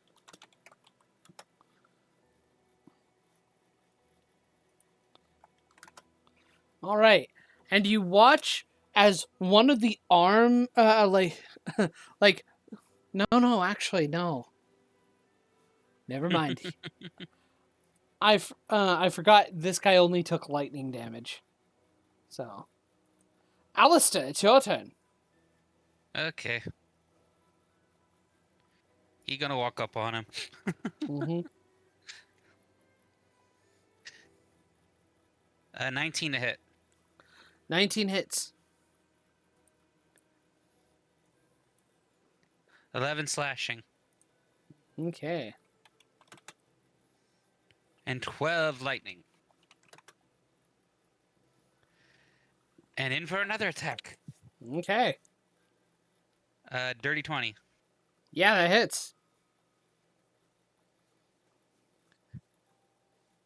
And then 10 more slashing. Okay. Krabby, go in for an attack as well. Bucket crab! That is only a 13. Sad face. Misses. No pinchy for Krabby this time. Nope. Jasper tried though. Mm-hmm. Okay. Kenyel is going to step over this way and take a attack. Attacking from distance. And hits. And brings this thing down.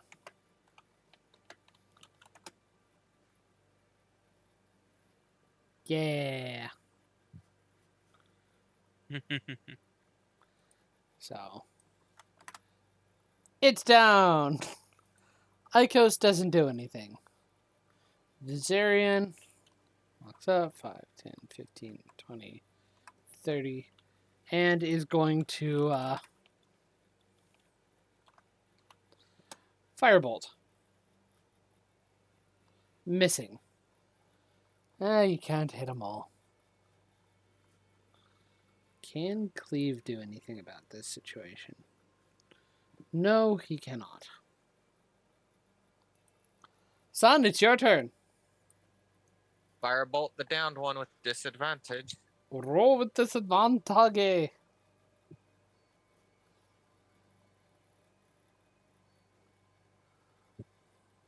16 to hit. 16 hits, even. So you're able to finish this one off as it burns. Vizarin kind of scrunches his nose. Always hated the smell of burning troll. Yeah, and their fat is way too flammable. Well, they had the chance to leave. I even told them they should go back to eating their own. But they decided not to listen. You were giving them too much credit.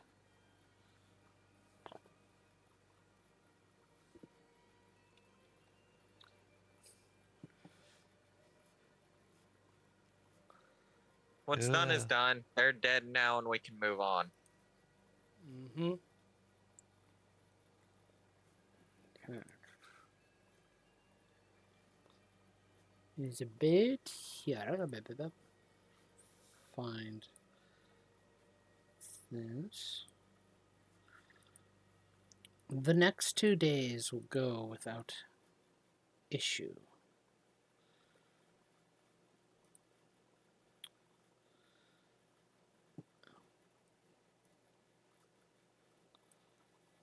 Let's see here. Move you back to here. Get you guys back in marching order.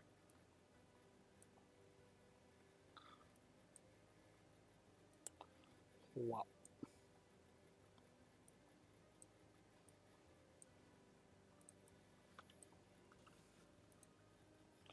Okay. You find a kind of, when you come to rest upon this day, you find a kind of welcome sight.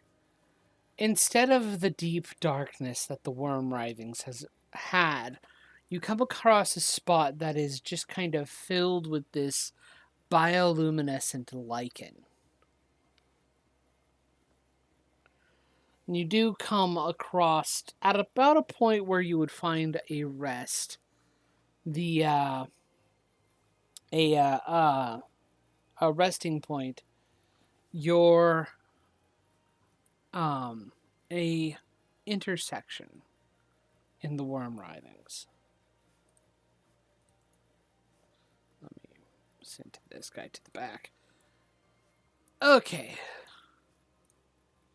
So, where do you guys set yourselves up for for resting?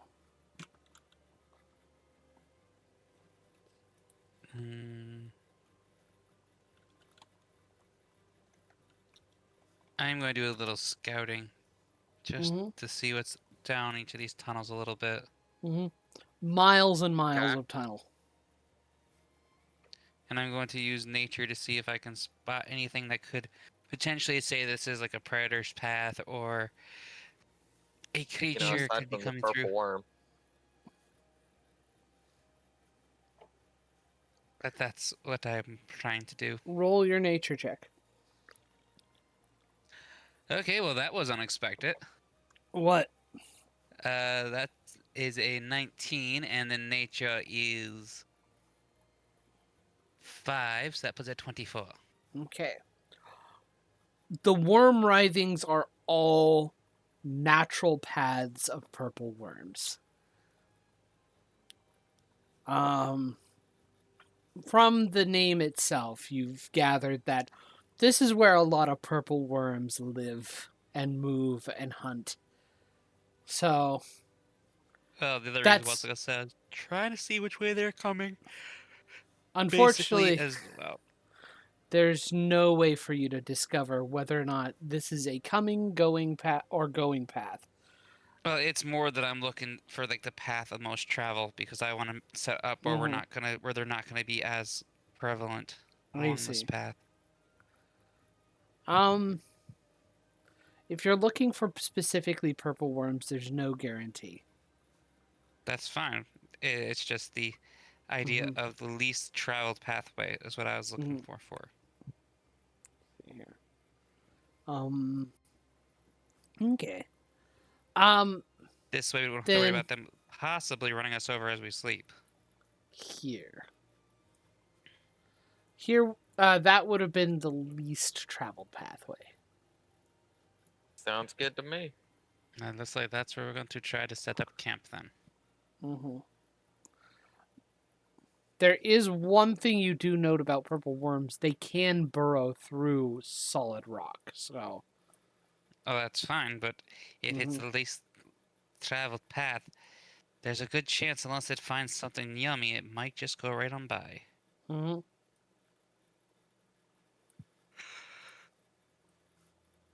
It's still a risk, but you have no choice. Yeah. You do not detect anything else around, though. Okay. Son, I would like you to make a Yeah. perception check, please, while you are on watch. Perception. Perception. All right, let's roll the dice.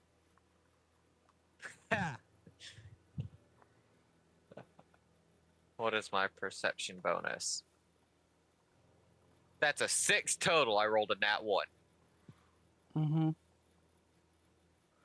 Nice.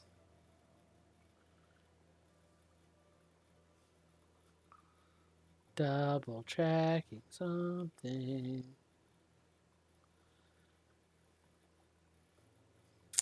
Okay.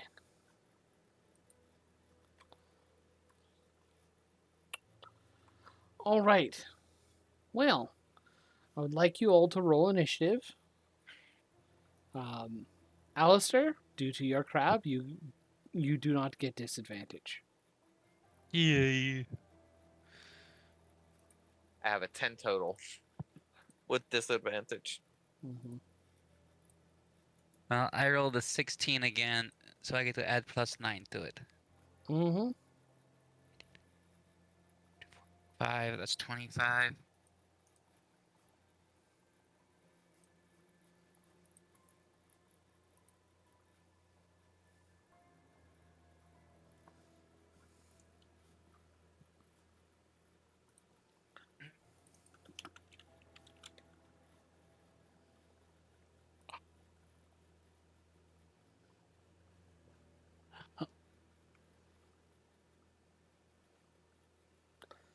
Okay.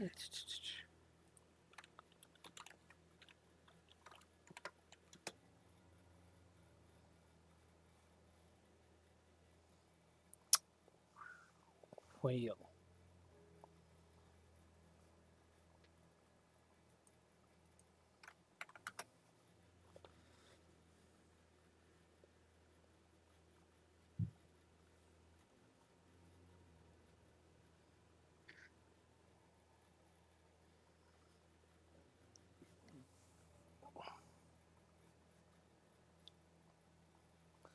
Da, da, da, da, da, da, da, da.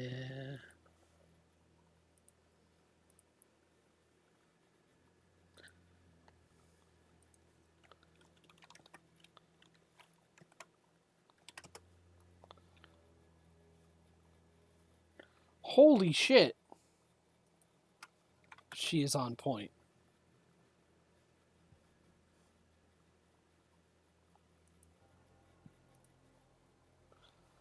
Um.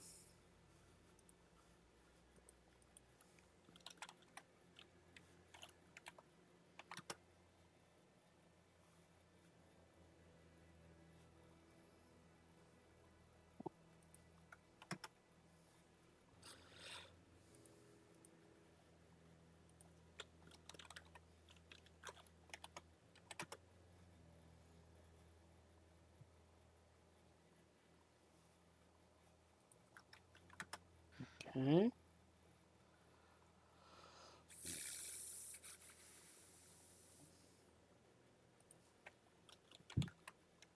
Yeah. Two.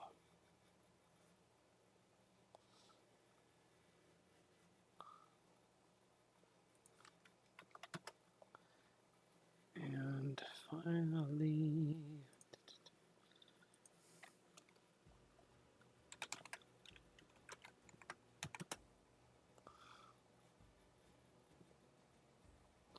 Of course.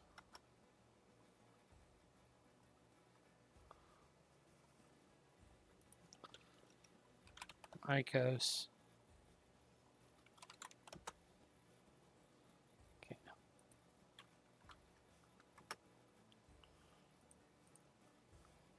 Boom. Okay, starting off, Kenyel gets kind of like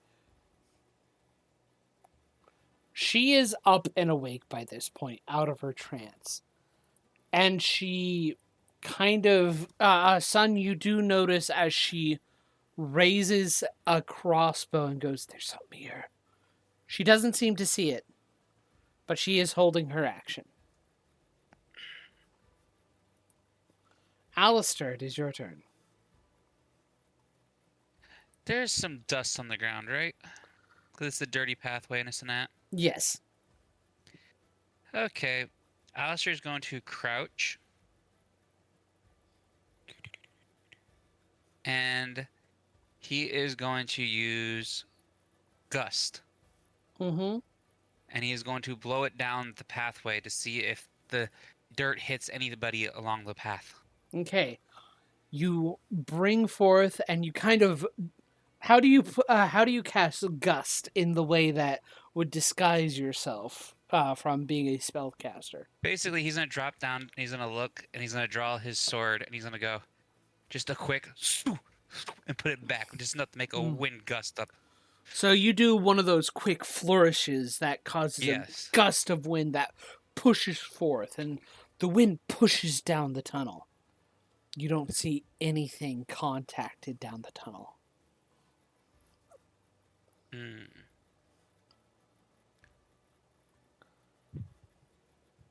Let's see. Huh. Well, I guess I will go into song dance, and I will end it at that. Okay. I'm going to keep my ears up and listening. At this very point, intently.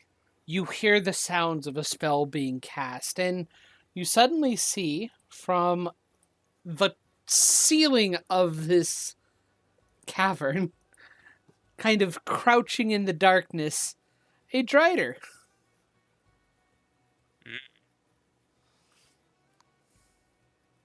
Kinyel is going to make an attack roll as a bonus action.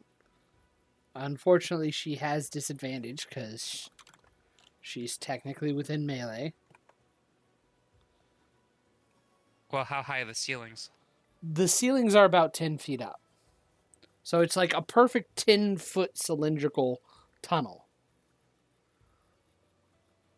Yeah, given how tall a Drider would be. Mm-hmm. How did we not see that then? He was pretty stealthy. He was flat against the wall. And he is on the ceiling, not actually scuttling across the ground. Yeah, so 10 foot. Considering a Drider himself, his natural height would be about 6 foot with their long frickin' spider legs. If they There's kind still of a really good chance squished against the wall, that would probably flatten themselves. Maybe. Maybe. Either way. I apologize, but he got a 25 stealth check. So he was very, very well stealthy.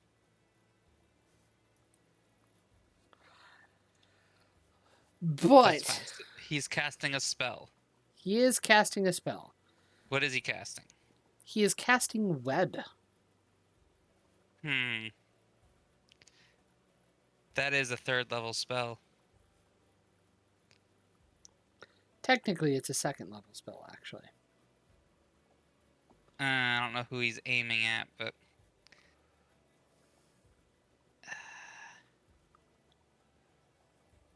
You know what? I'm gonna let it roll. I'm not gonna waste the spell slot right now. Okay. Well, in I take that a chance. case... I take chance.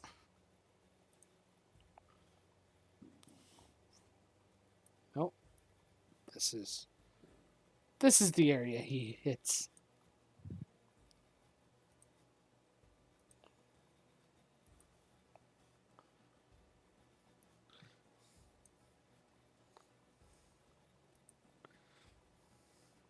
So, he then is going to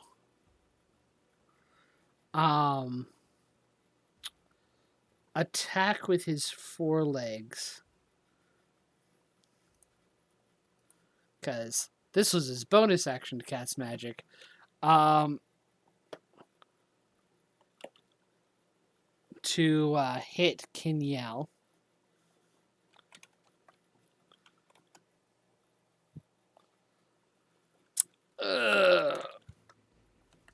Hits Kinyel. Okay.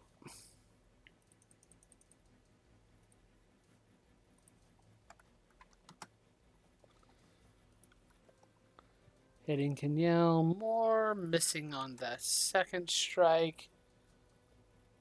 Jeez.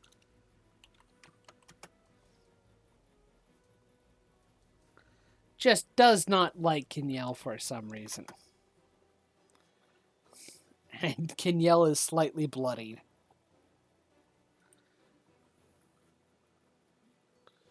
Okay.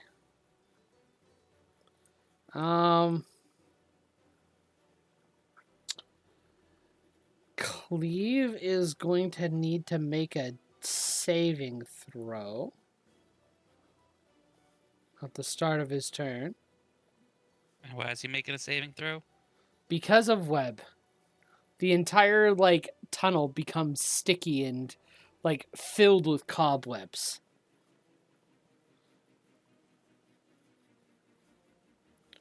See here.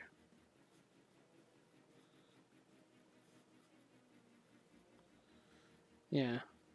For the first time a creature enters the web or on a turn or starts their turn there, they need to make a dexterity saving throw.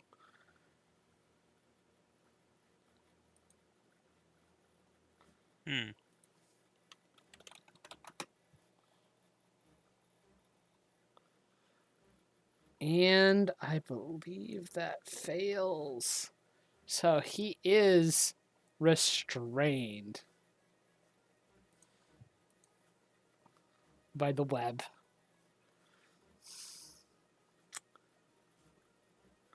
Is there anything he can do? There is something he can do. And he will angrily cast a spell back at the Drider.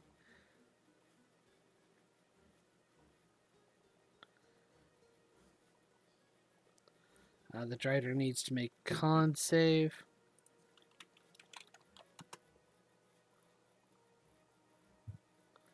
Fails. So it's going to be taking...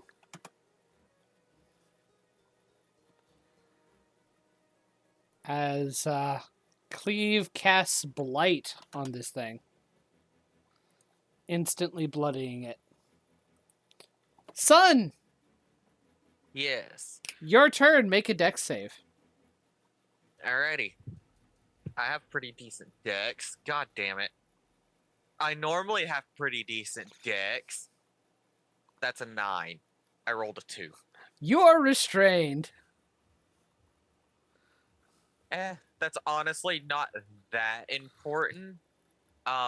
Because I can still cast spells. You can still cast spells.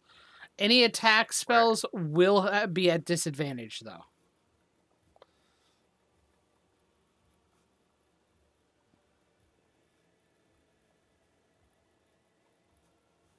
You know what's not at disadvantage? What's not at disadvantage? Shakaho. What does that do? Oh, that's not the right measurement tool.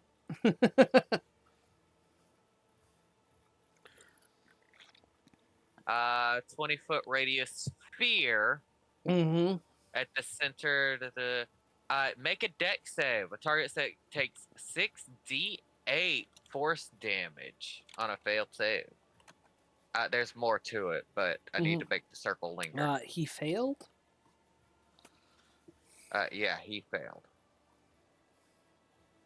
68 force damage on a failed save, and its speed is halved by spirit slowing them down, and they are sent 20 feet away from the point of origin.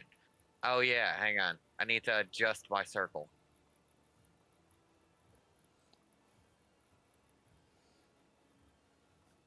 You know what? This shouldn't go around edges, so that should hit No. him. And That's only going What? to hit him. okay, that's what I want. I'm trying to. Hang on, that's not the right spot I want either. There. 20 feet away from this will basically smack him into this wall so he doesn't actually move. That's what I was going for. That is fair. I was Oh, thinking he will move about 5 feet, but I was thinking that are you sure you want to do that with those directions? Because I mean, he'll just push out of the way, and people will have to move to get to him. All right, Yeah, roll so your damage. 68.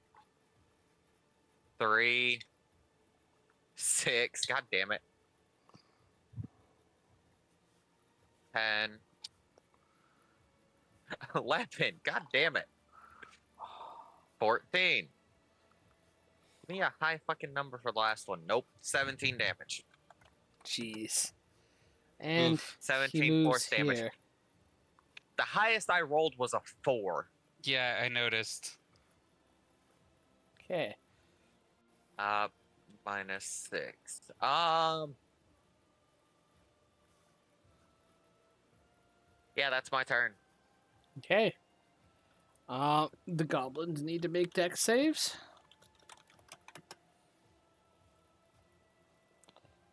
He fails, so he is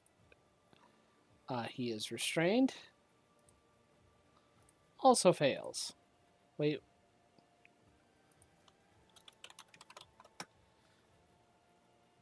No, he succeeds. He's not restrained. 10, 20,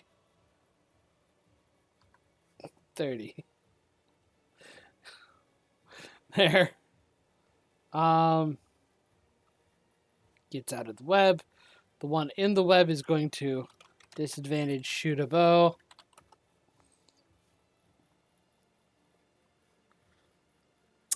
hits. No, just misses.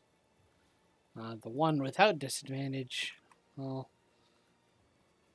it's probably going to provide not 3/4, but half cover due to the obscuration and the inset. Yeah, but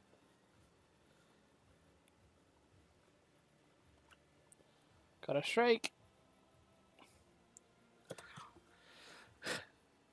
The arrow flies, goes into the webbing and catches in this in the sticky web.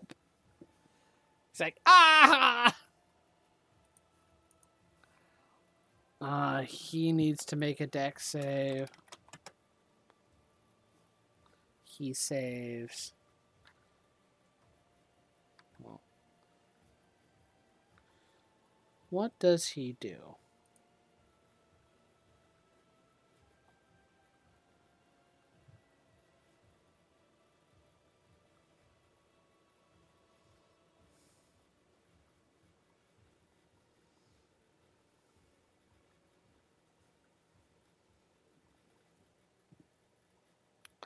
I think this guy is going to Misty Step here and cast Shocking Grasp. And miss. Like, shit.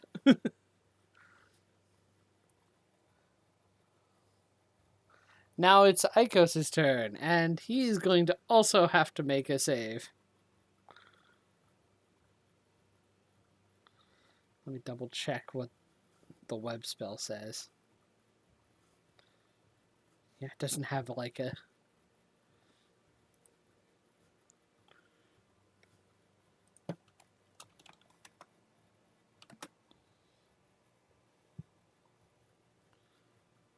He saves. He's going to... Let's see here. He's going to pull you guys out. So, 10.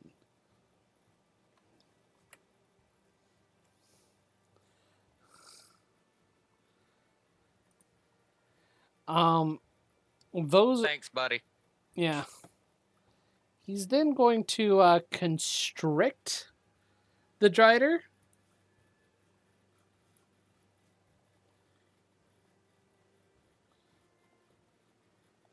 Which is a strength save.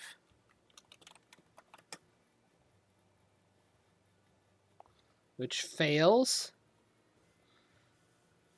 The Drider is now grappled and restrained.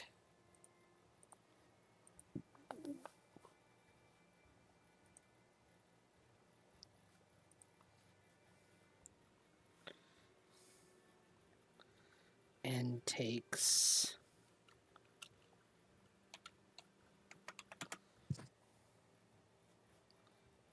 Jeez. God damn. I think he did not like the Drider you added to his health. Yeah, I did. The Drider is right now barely alive.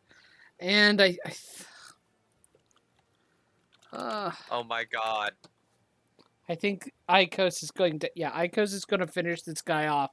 You watch as he writhes around and kind of like... It's almost kind of a challenge to stay held. Unless you guys don't want to. But to stay on the back of Ikos as he slithers and writhes and moves around this thing, slowly constricting the Drider.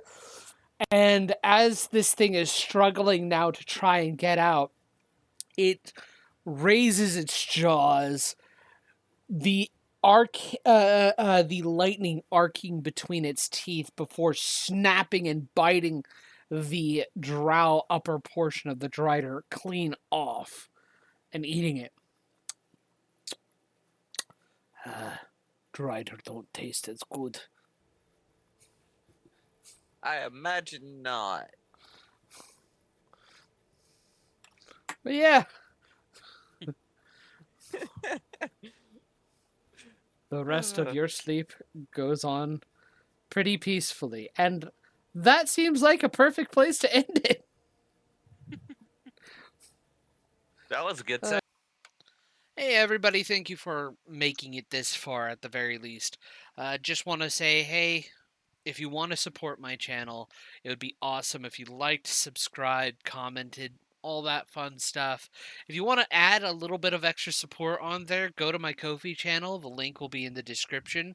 Right now, I don't know if the link is actually clickable or not, but I'll have the actual URL you need to go to that you can just copy and paste into the browser. But yeah, you can go to my Ko-fi page, hire me as a game master, even just like subscribe, get some little extra fun stuffs. Or, I mean, you can check out my other store and see if anything there intrigues you. Just there for a little bit of extra support. I'm trying to make sure that I can keep myself self-sufficient on this stuff, and every little bit helps. Um, Thank you very much for watching this, and I hope to see you in the next video.